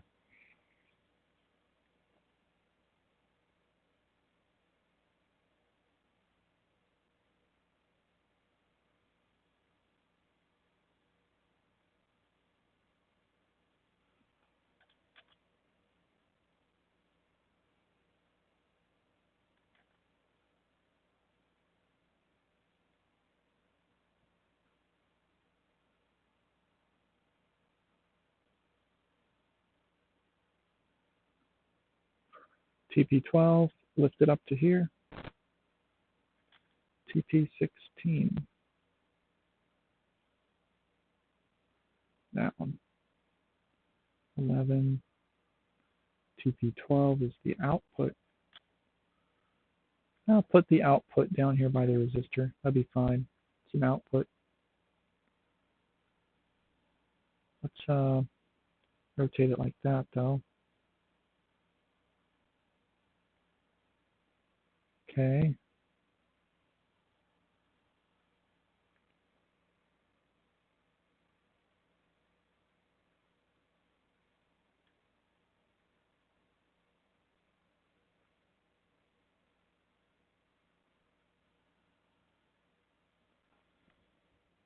Stretch it out a little bit. Okay. This is going to look very empty, by the way. It may look, well, yeah.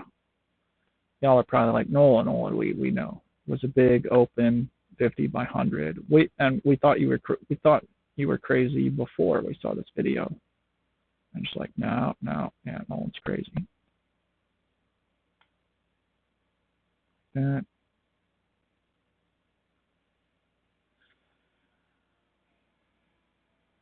Here.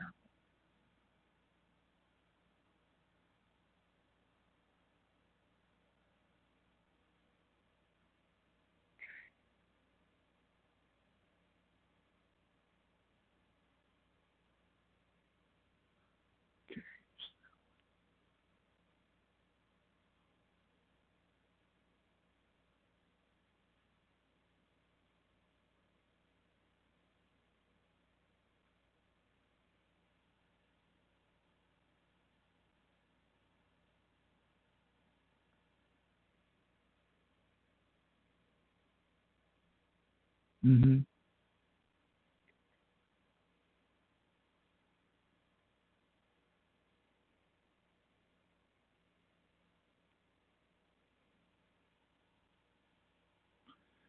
I mean, while I'm at it, I should put the cap like, just across the pot. Yeah, I have all the space. I might as well. You guys don't mind another item on the parts list, do you? No? All right, cool. They said they didn't mind.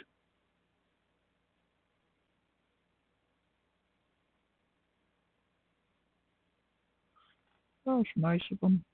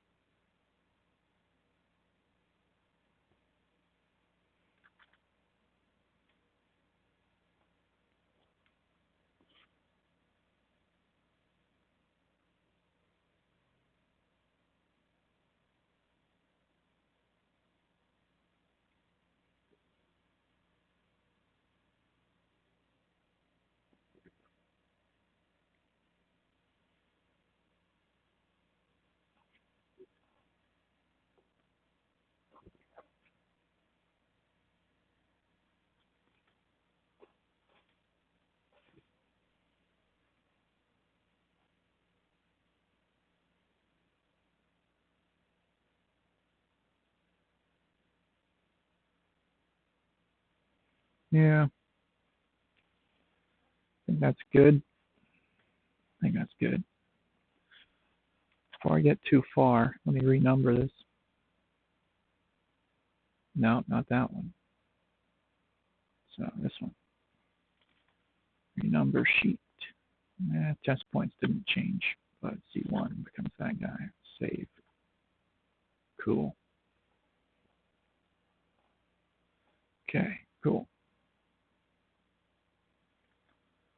Okay.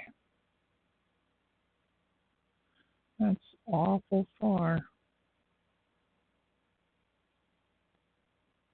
Put it up like that. This guy, pull him away a little bit. Yeah, that should be fine. Save. Okay, that comes over.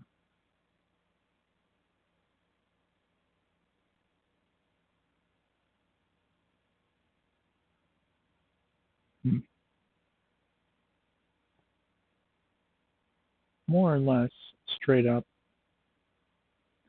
Over, over, over. And then power has to get way over to here.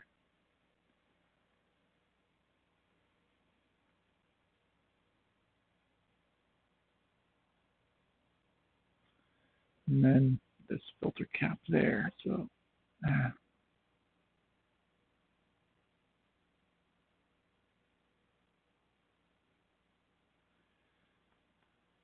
might make sense to put the resistor over there and then just,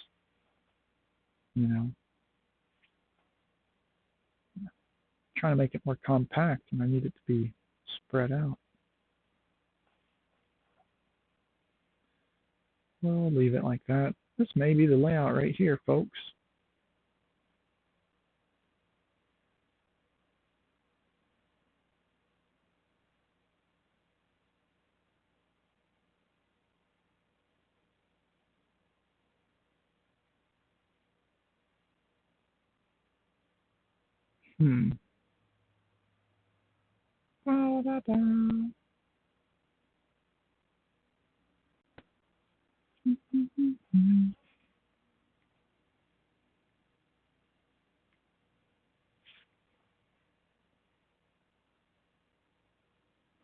Okay. Output needs to go all the way down to here. All right. Let's start routing. How long has this been going? 2 hours. It's been going on for 2 hours? Wow. Well, y'all are troopers for hanging out for so long.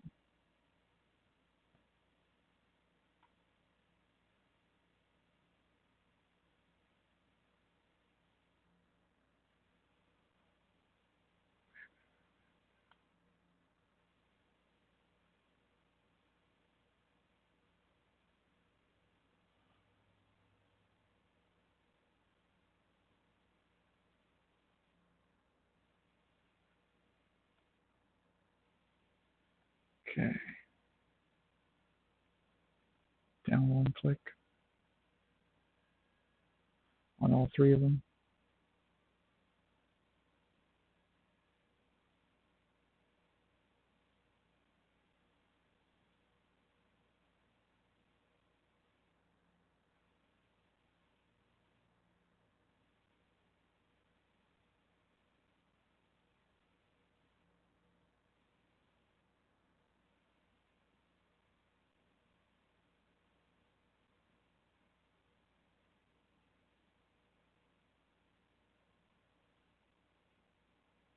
It's good enough. Okay. This guy over, down to here. That's good.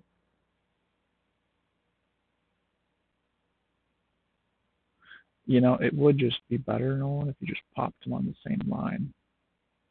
Yeah, you're right.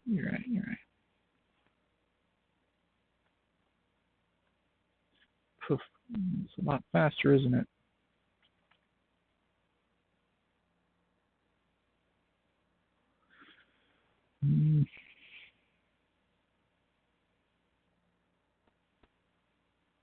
No.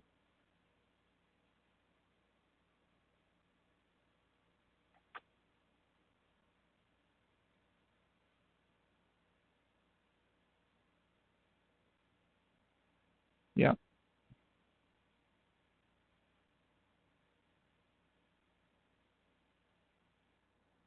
Yep.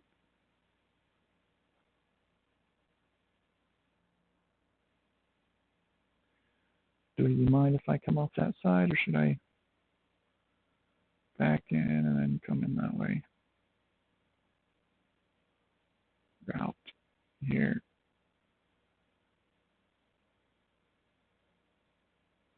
There.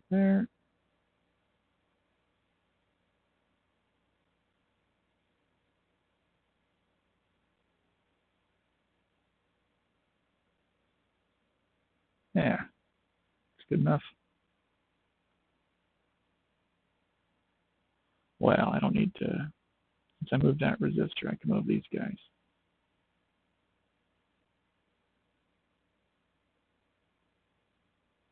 Close enough.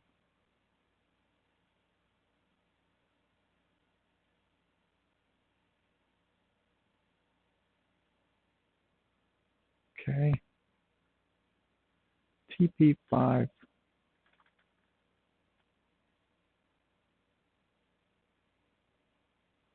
Needs to be on pin 2.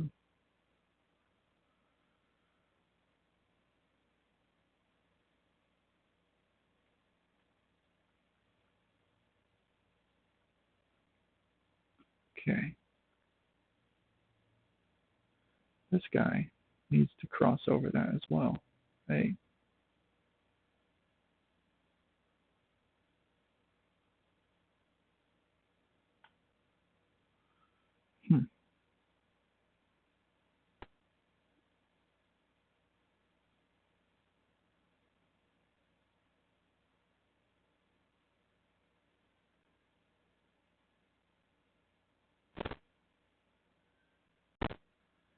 Okay.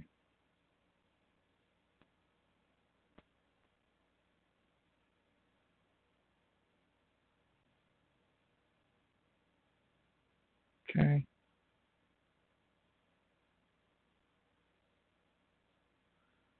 Okay.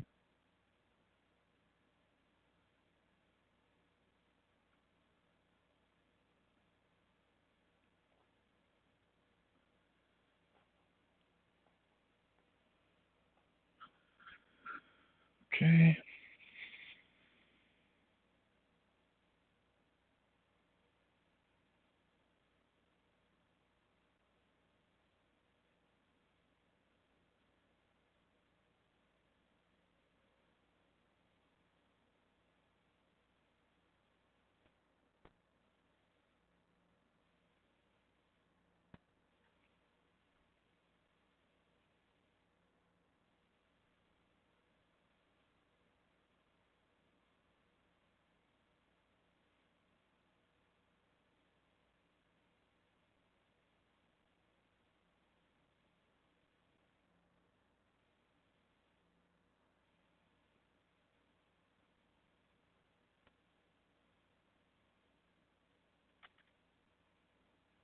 Drag this guy down here.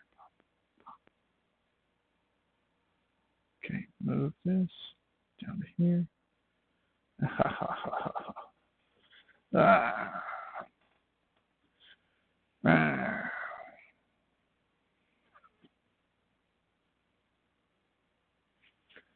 This. This is why we can't have nice things.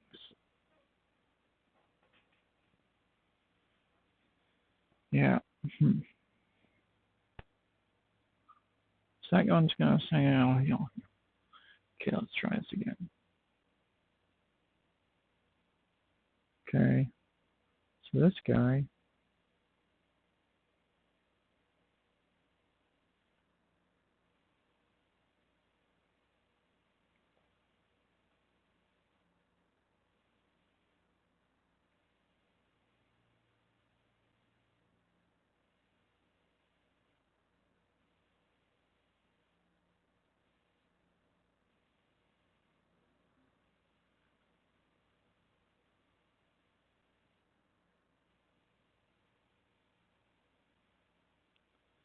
Okay. It should be okay. Now, that's right. Okay, this is how this goes. This goes underneath.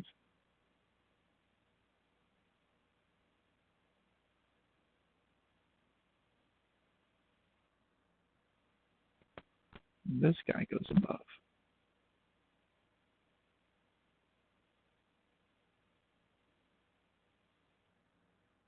Like that. Yeah. Okay. Okay. Here to here to here. Ah.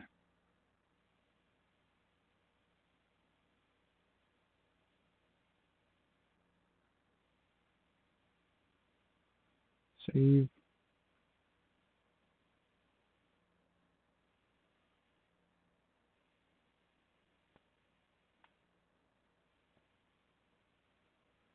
Like that. Like this. Ah.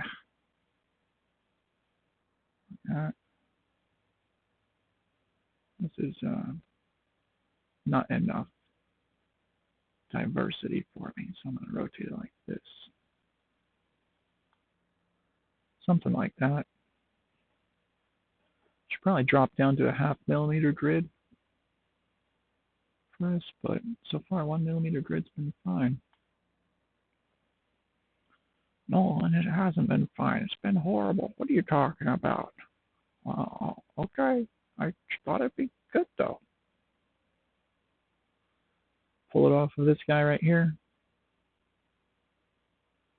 I don't want to do that. I don't want to do that. Okay, so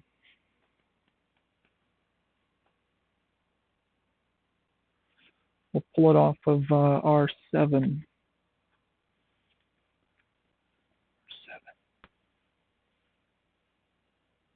Yeah, Yeah, we'll pull it off R7. That's the one that's coming from the feedback, so it's the right one.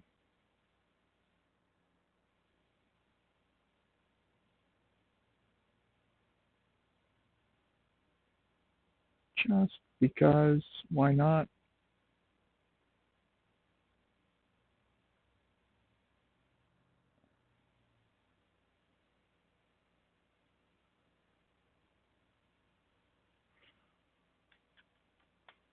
Boom.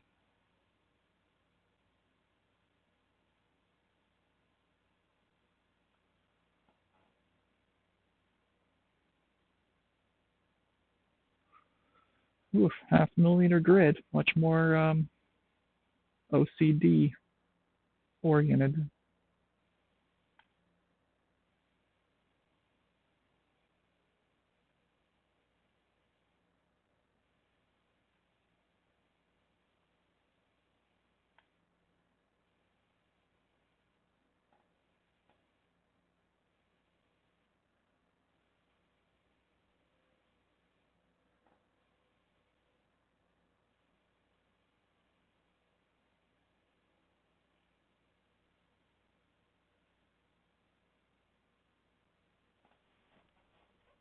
Okay. What are we looking at here? We gotta get power over to R3. Gotta figure out how. How am I gonna connect TP1? Just try your best, Nolan. Just try your best.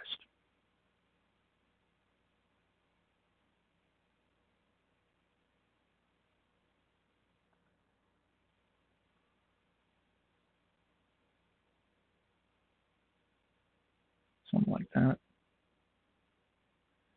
Okay.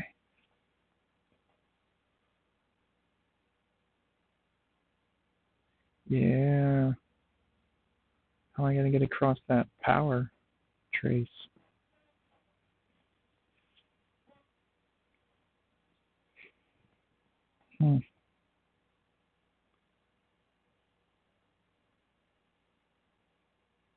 Gotta get the output back over here.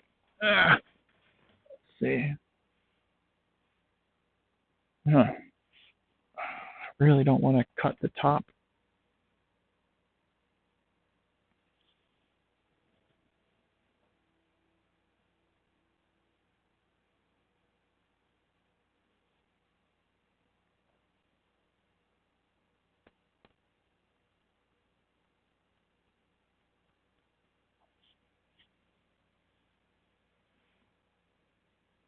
I could take it underneath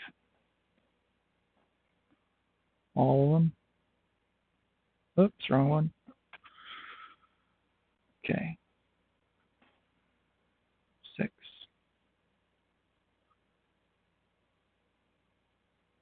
Well, that's tragic.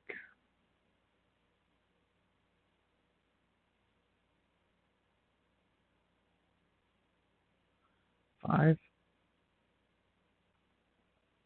Well, that guy still doesn't connect.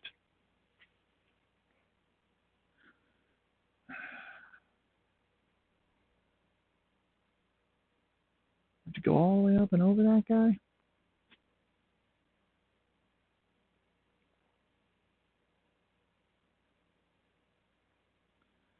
5. I could snake the output all the way over. that's probably okay, to be honest. Instrumentation amplifiers, probably not. They're probably not going to run it that fast. So, yeah.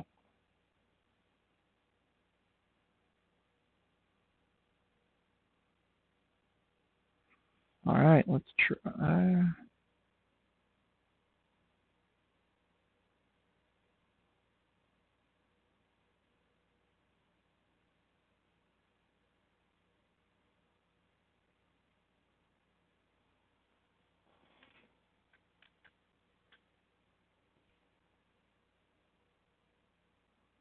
Okay, we're going to do an old electrical engineering trick.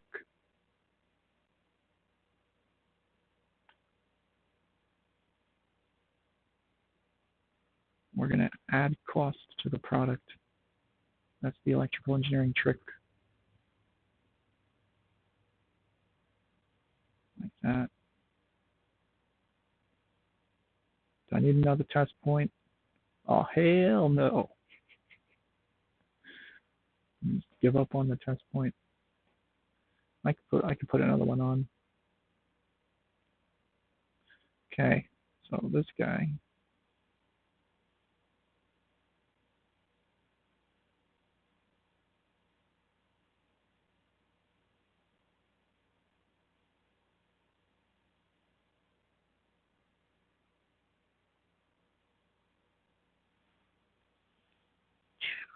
Need more room.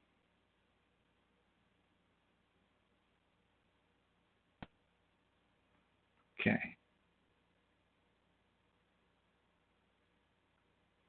Set that guy there.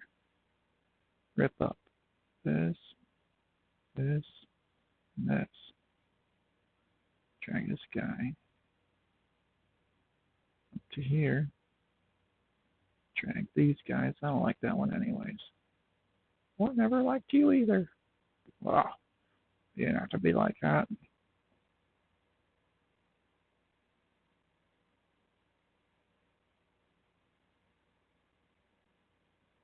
Rude. Okay, I can drag it up even further then. It's close enough. Okay. Save. Rotate. There we go. That'll be even better, I think. Okay. So this guy.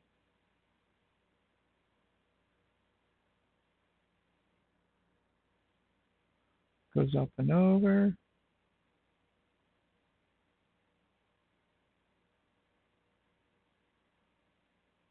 Okay. This guy can come over to crosses here, right? That was it. That was the whole plan. That was the whole point of this, right?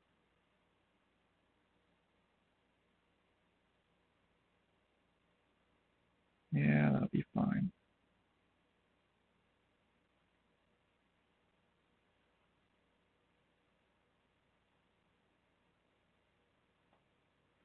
Whee. Okay, like that.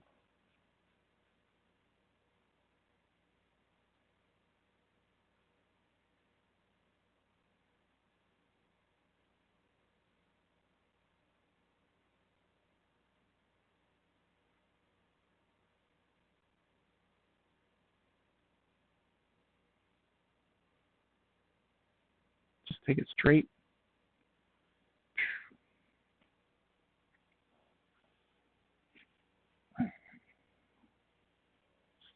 Need to put that guy on the.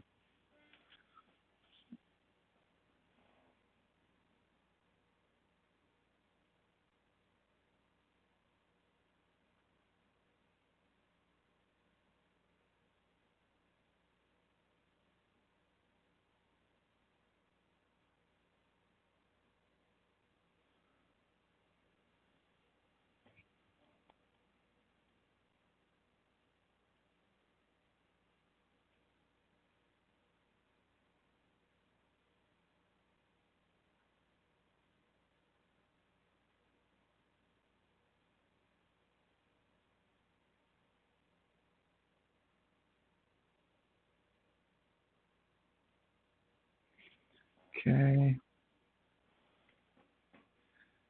You know, we can swap pin 4 and pin 6. Yeah, that's what we're going to do. We're going to swap pin 4 and pin 6. Oops, one too many. All right, first we'll route this so we don't confuse ourselves.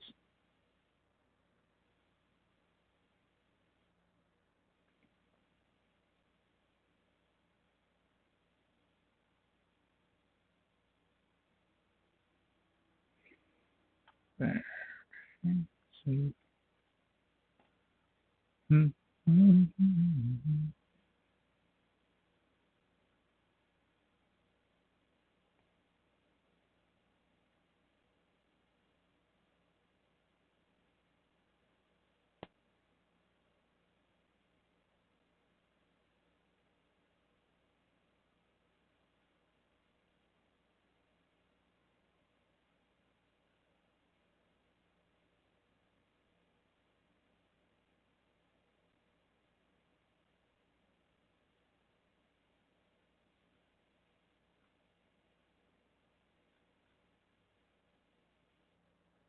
That's the output.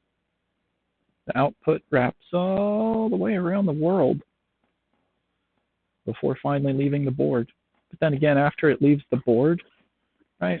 So after it gets off the board, it's got to make the long journey down this cable assembly and then across the traces in here before it gets to the ADC. Or if you have an oscilloscope probe, it's got to make the 3-foot journey back to your scope. So really this trace, which is, right next to our ground plane, it's not that big a deal, right? So it looks like it's far on the board, but really it's much further in the whole overall system. Yeah, so, okay. Okay, let's see here.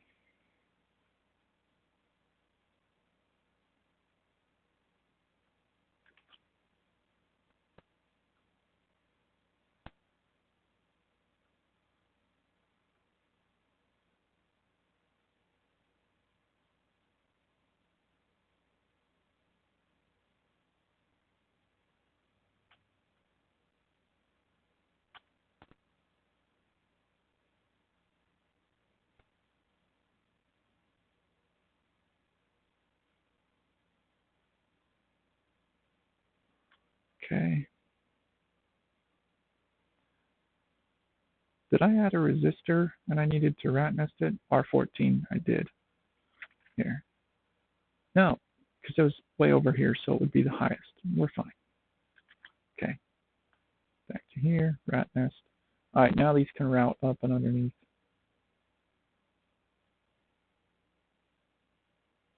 Okay. To here.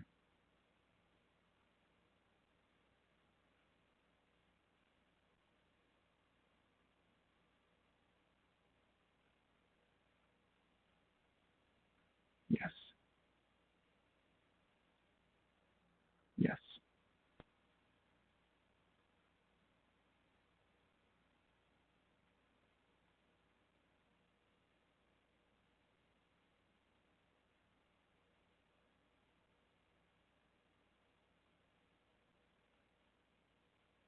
Okay.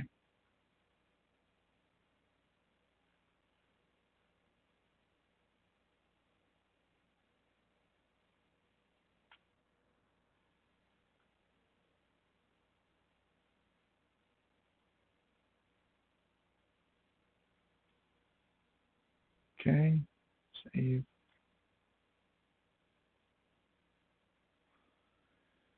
Now we just have to get power all the way over there. I know. Let's just run power like this. No, let's slice the ground plane. Figure out a different way. Maybe.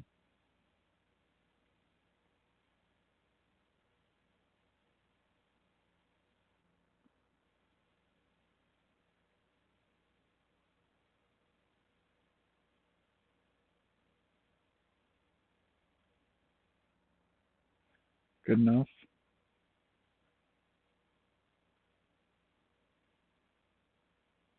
Okay, if we take it over the top, oof, we could almost have come down right there. Oh, we could go from here. Oh, the way. That's the way. That's the way. That's the way.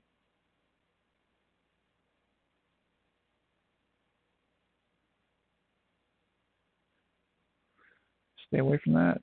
Yeah, it's the output, so we'll stay away from it a little bit. Perfect. And like this.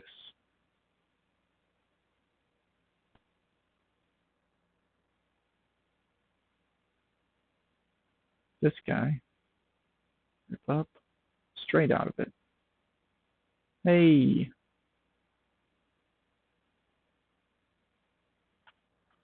There we go. Cool. Nice. I like it. It pulls straight off that cap. I think that's it, folks. I think we routed it. Okay.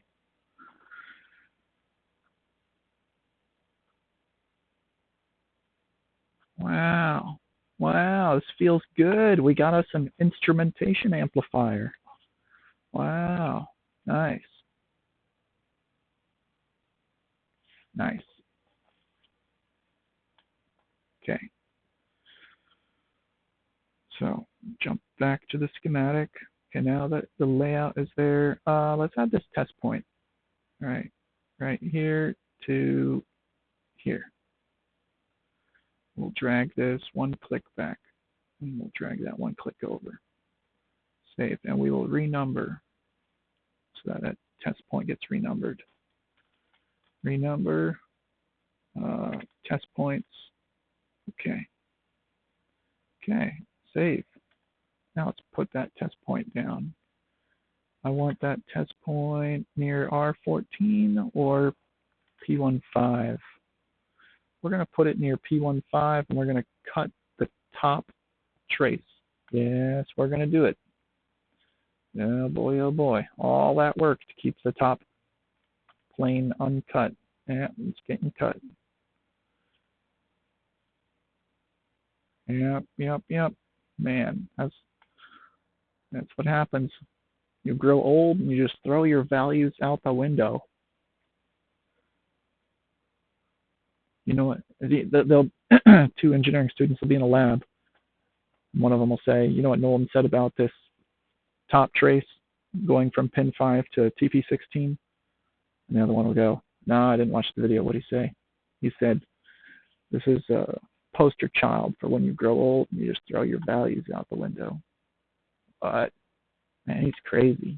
Yeah, I know. That guy's crazy.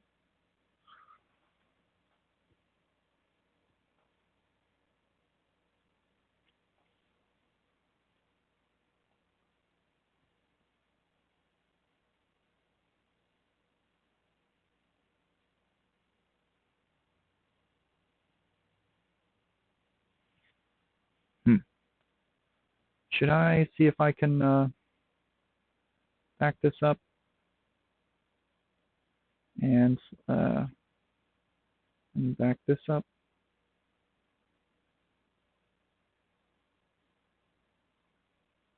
Looks like it might go.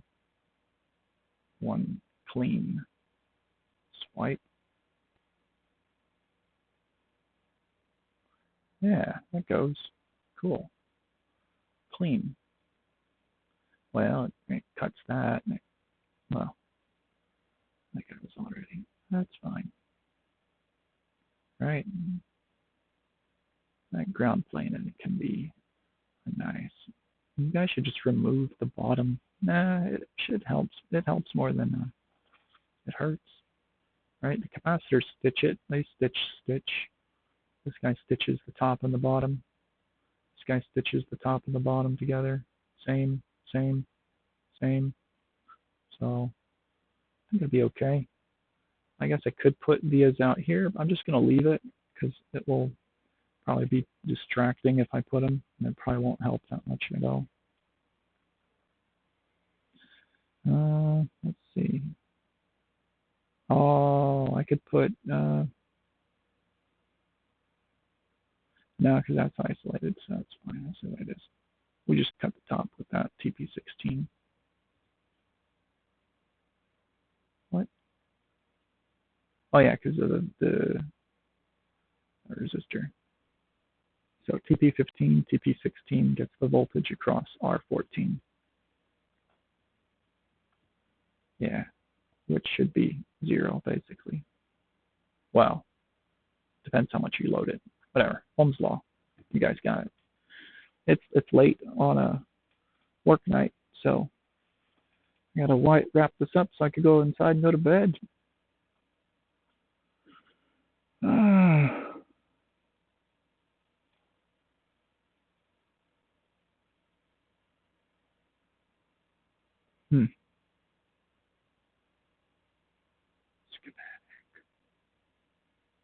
Save, script, schematic image.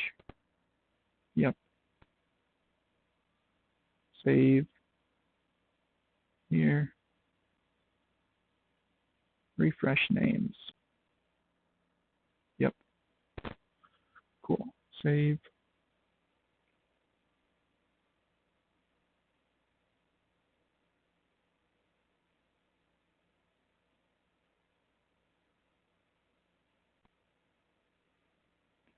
Okay.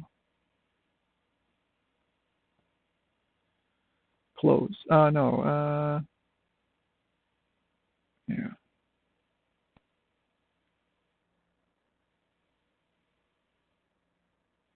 Yep.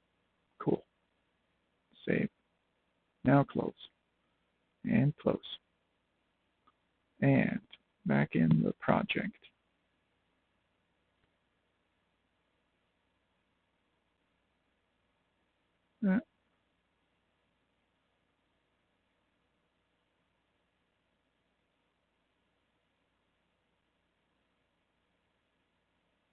Delete.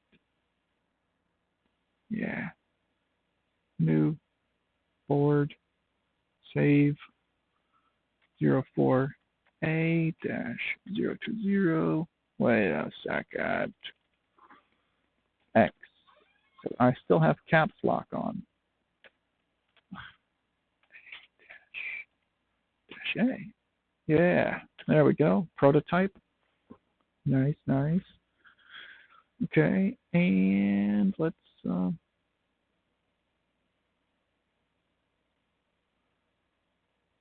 our script. Oh, the script is for 50 millimeters. Hang on, we have to go modify the script. Script.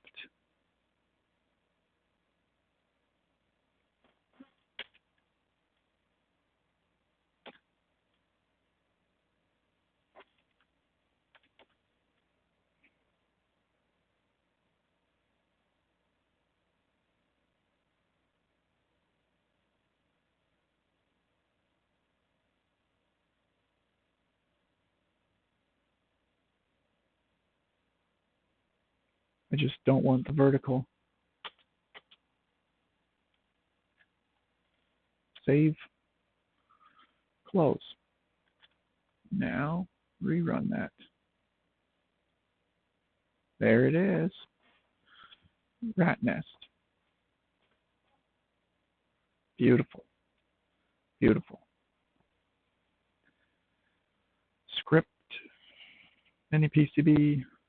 Export Gerber images. And that looks about right. That looks right. That looks right. Bottom copper. I do not want to pull the bottom copper away from the logo. It's no. So I say yes. We'll go back in. We'll make the change. We'll okay. So let's do it the right way. Oh, and I didn't even have my frame. It's late. Sorry, guys. Yeah, open that. Hide top layer. Apply. Okay. Now move this stuff up here to there. Oh, come on. I have to hit delete on some of I gotta be careful here.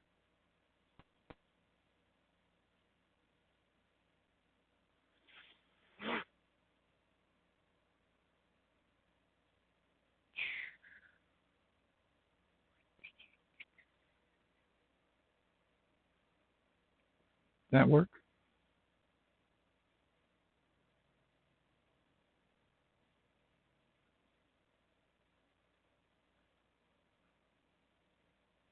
Okay, I think that works. Yeah, there we go. Okay, cool. Save. Now this should work the way we want. Save. I don't need to re-export the component image. I need to close the schematic so I don't accidentally break anything. Go back into here, rerun this script. Amplifiers A20 script. Bam. Rat nest. Import the miniPCB image frame.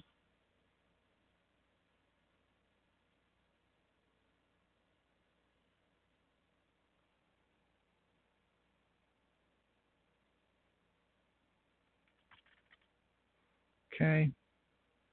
Script. Gerber file images. All right, let's look at this. So, top. Yeah, close enough. Yeah, sure. What, for all I can tell. Yep. Yep. All right, bottom copper. Sure. Yeah. Something like.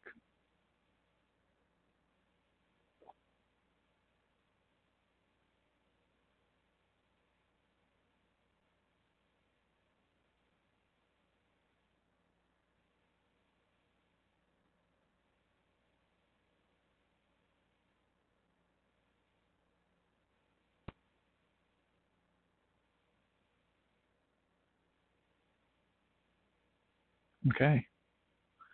Save.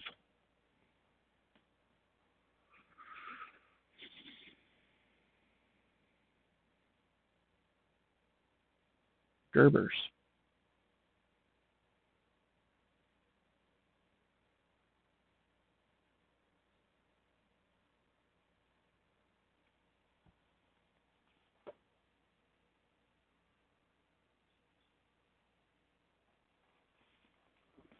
Meanwhile, back at the ranch.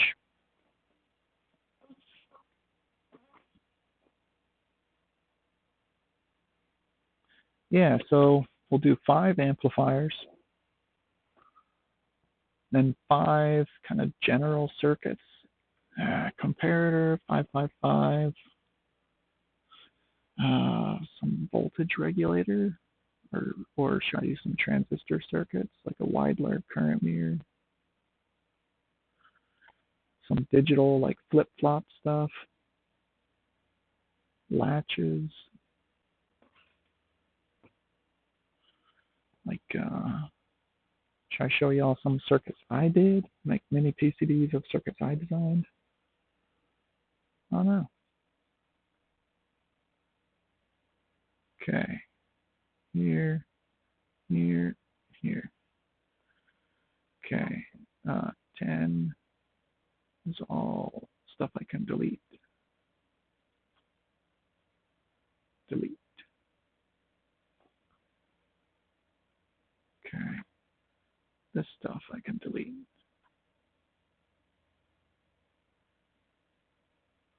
Okay, now DRD down to GST, date modified.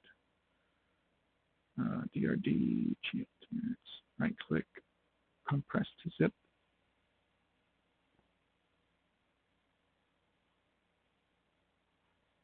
Okay, we got it. Delete.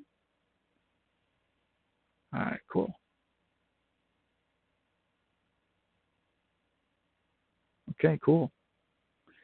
Let's go back into the ECO that we generated.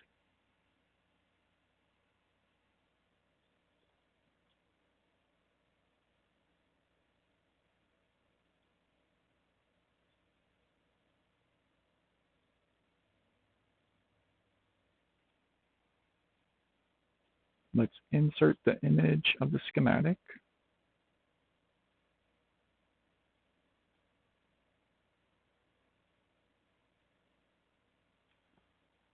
miniPCB, not that one.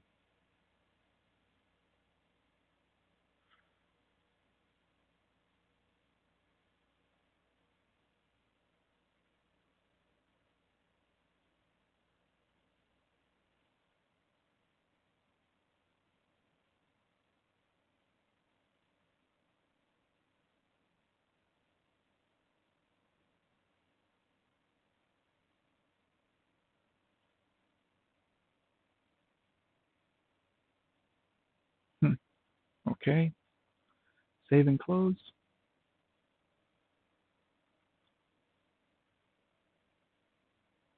All right, save and close.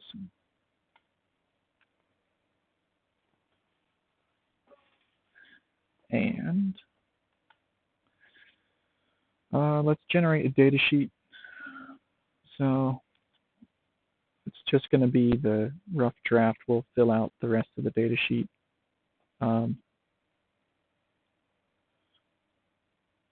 later. Well, between the time we order it and we get the parts, and we'll fill out a little bit more, and then okay. So circuit name. Whoa! Take off this cap block. Instrumentation. Opamp. Part number.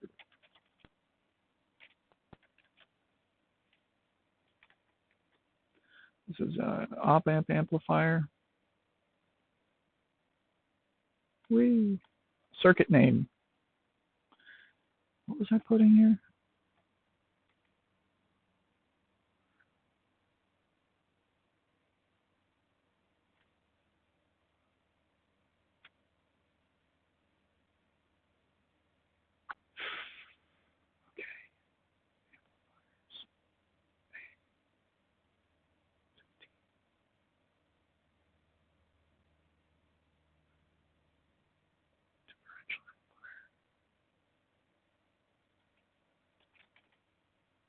Okay, so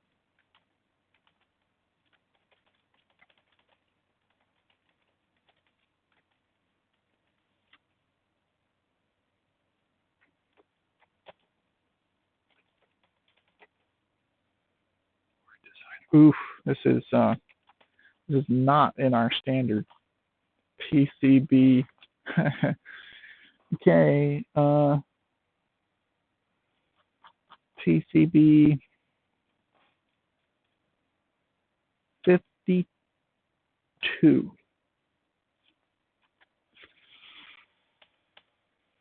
What do I want to call this PCB? PCB 5100.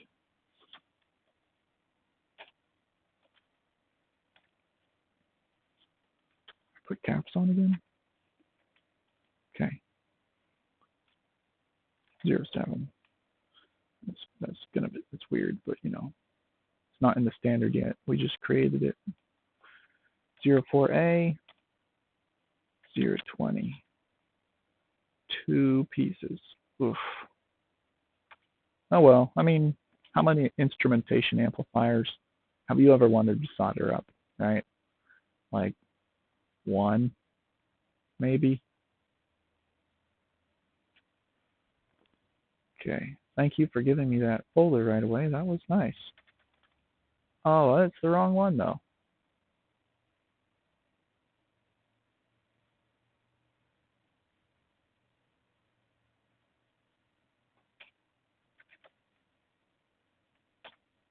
Yep, that's it.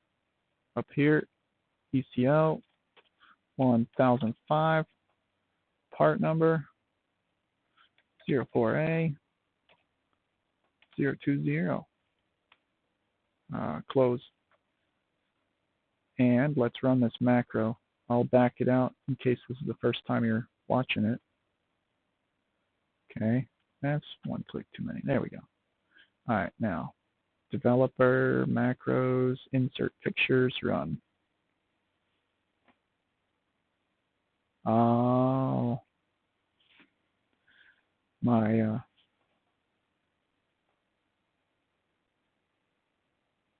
okay, like that. Now, if I break apart the table that this guy's in, will it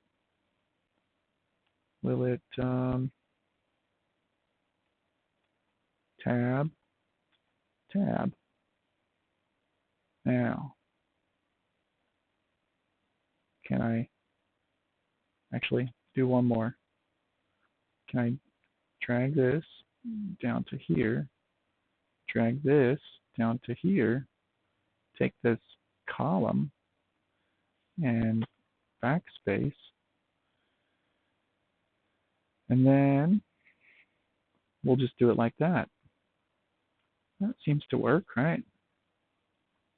Picture format, this guy, flip that way.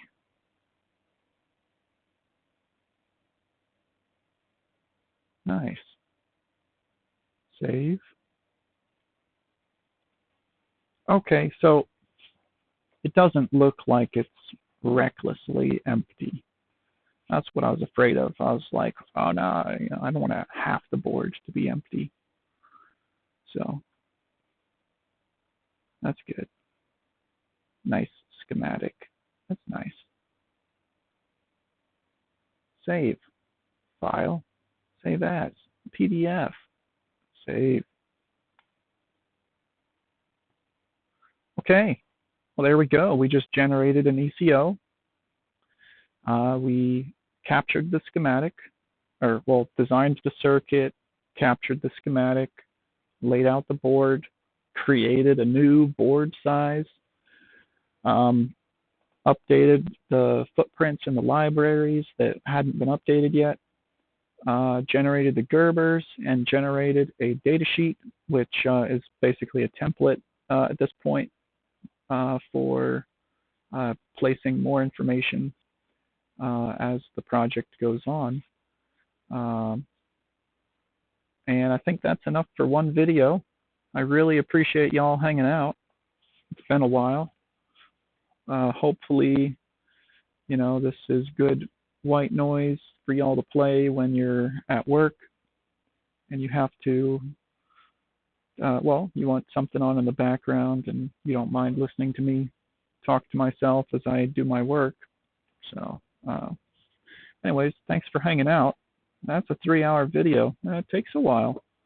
And this has only been the development of the board layout. So we still have to select parts and purchase them and prototype it and then test it and go, does it work? Does it not work? Are we going to release it? Are we going to change stuff? Or is this good for the ages? So, you know, because as soon as we have a board with a good layout of this circuit, it should be good for a long time.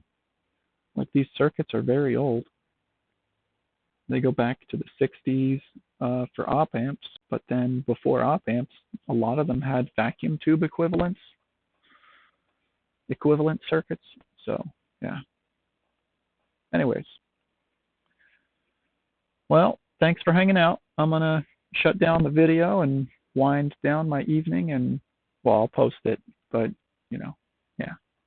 Anyways, I really appreciate it. All right. We'll see y'all later. Bye.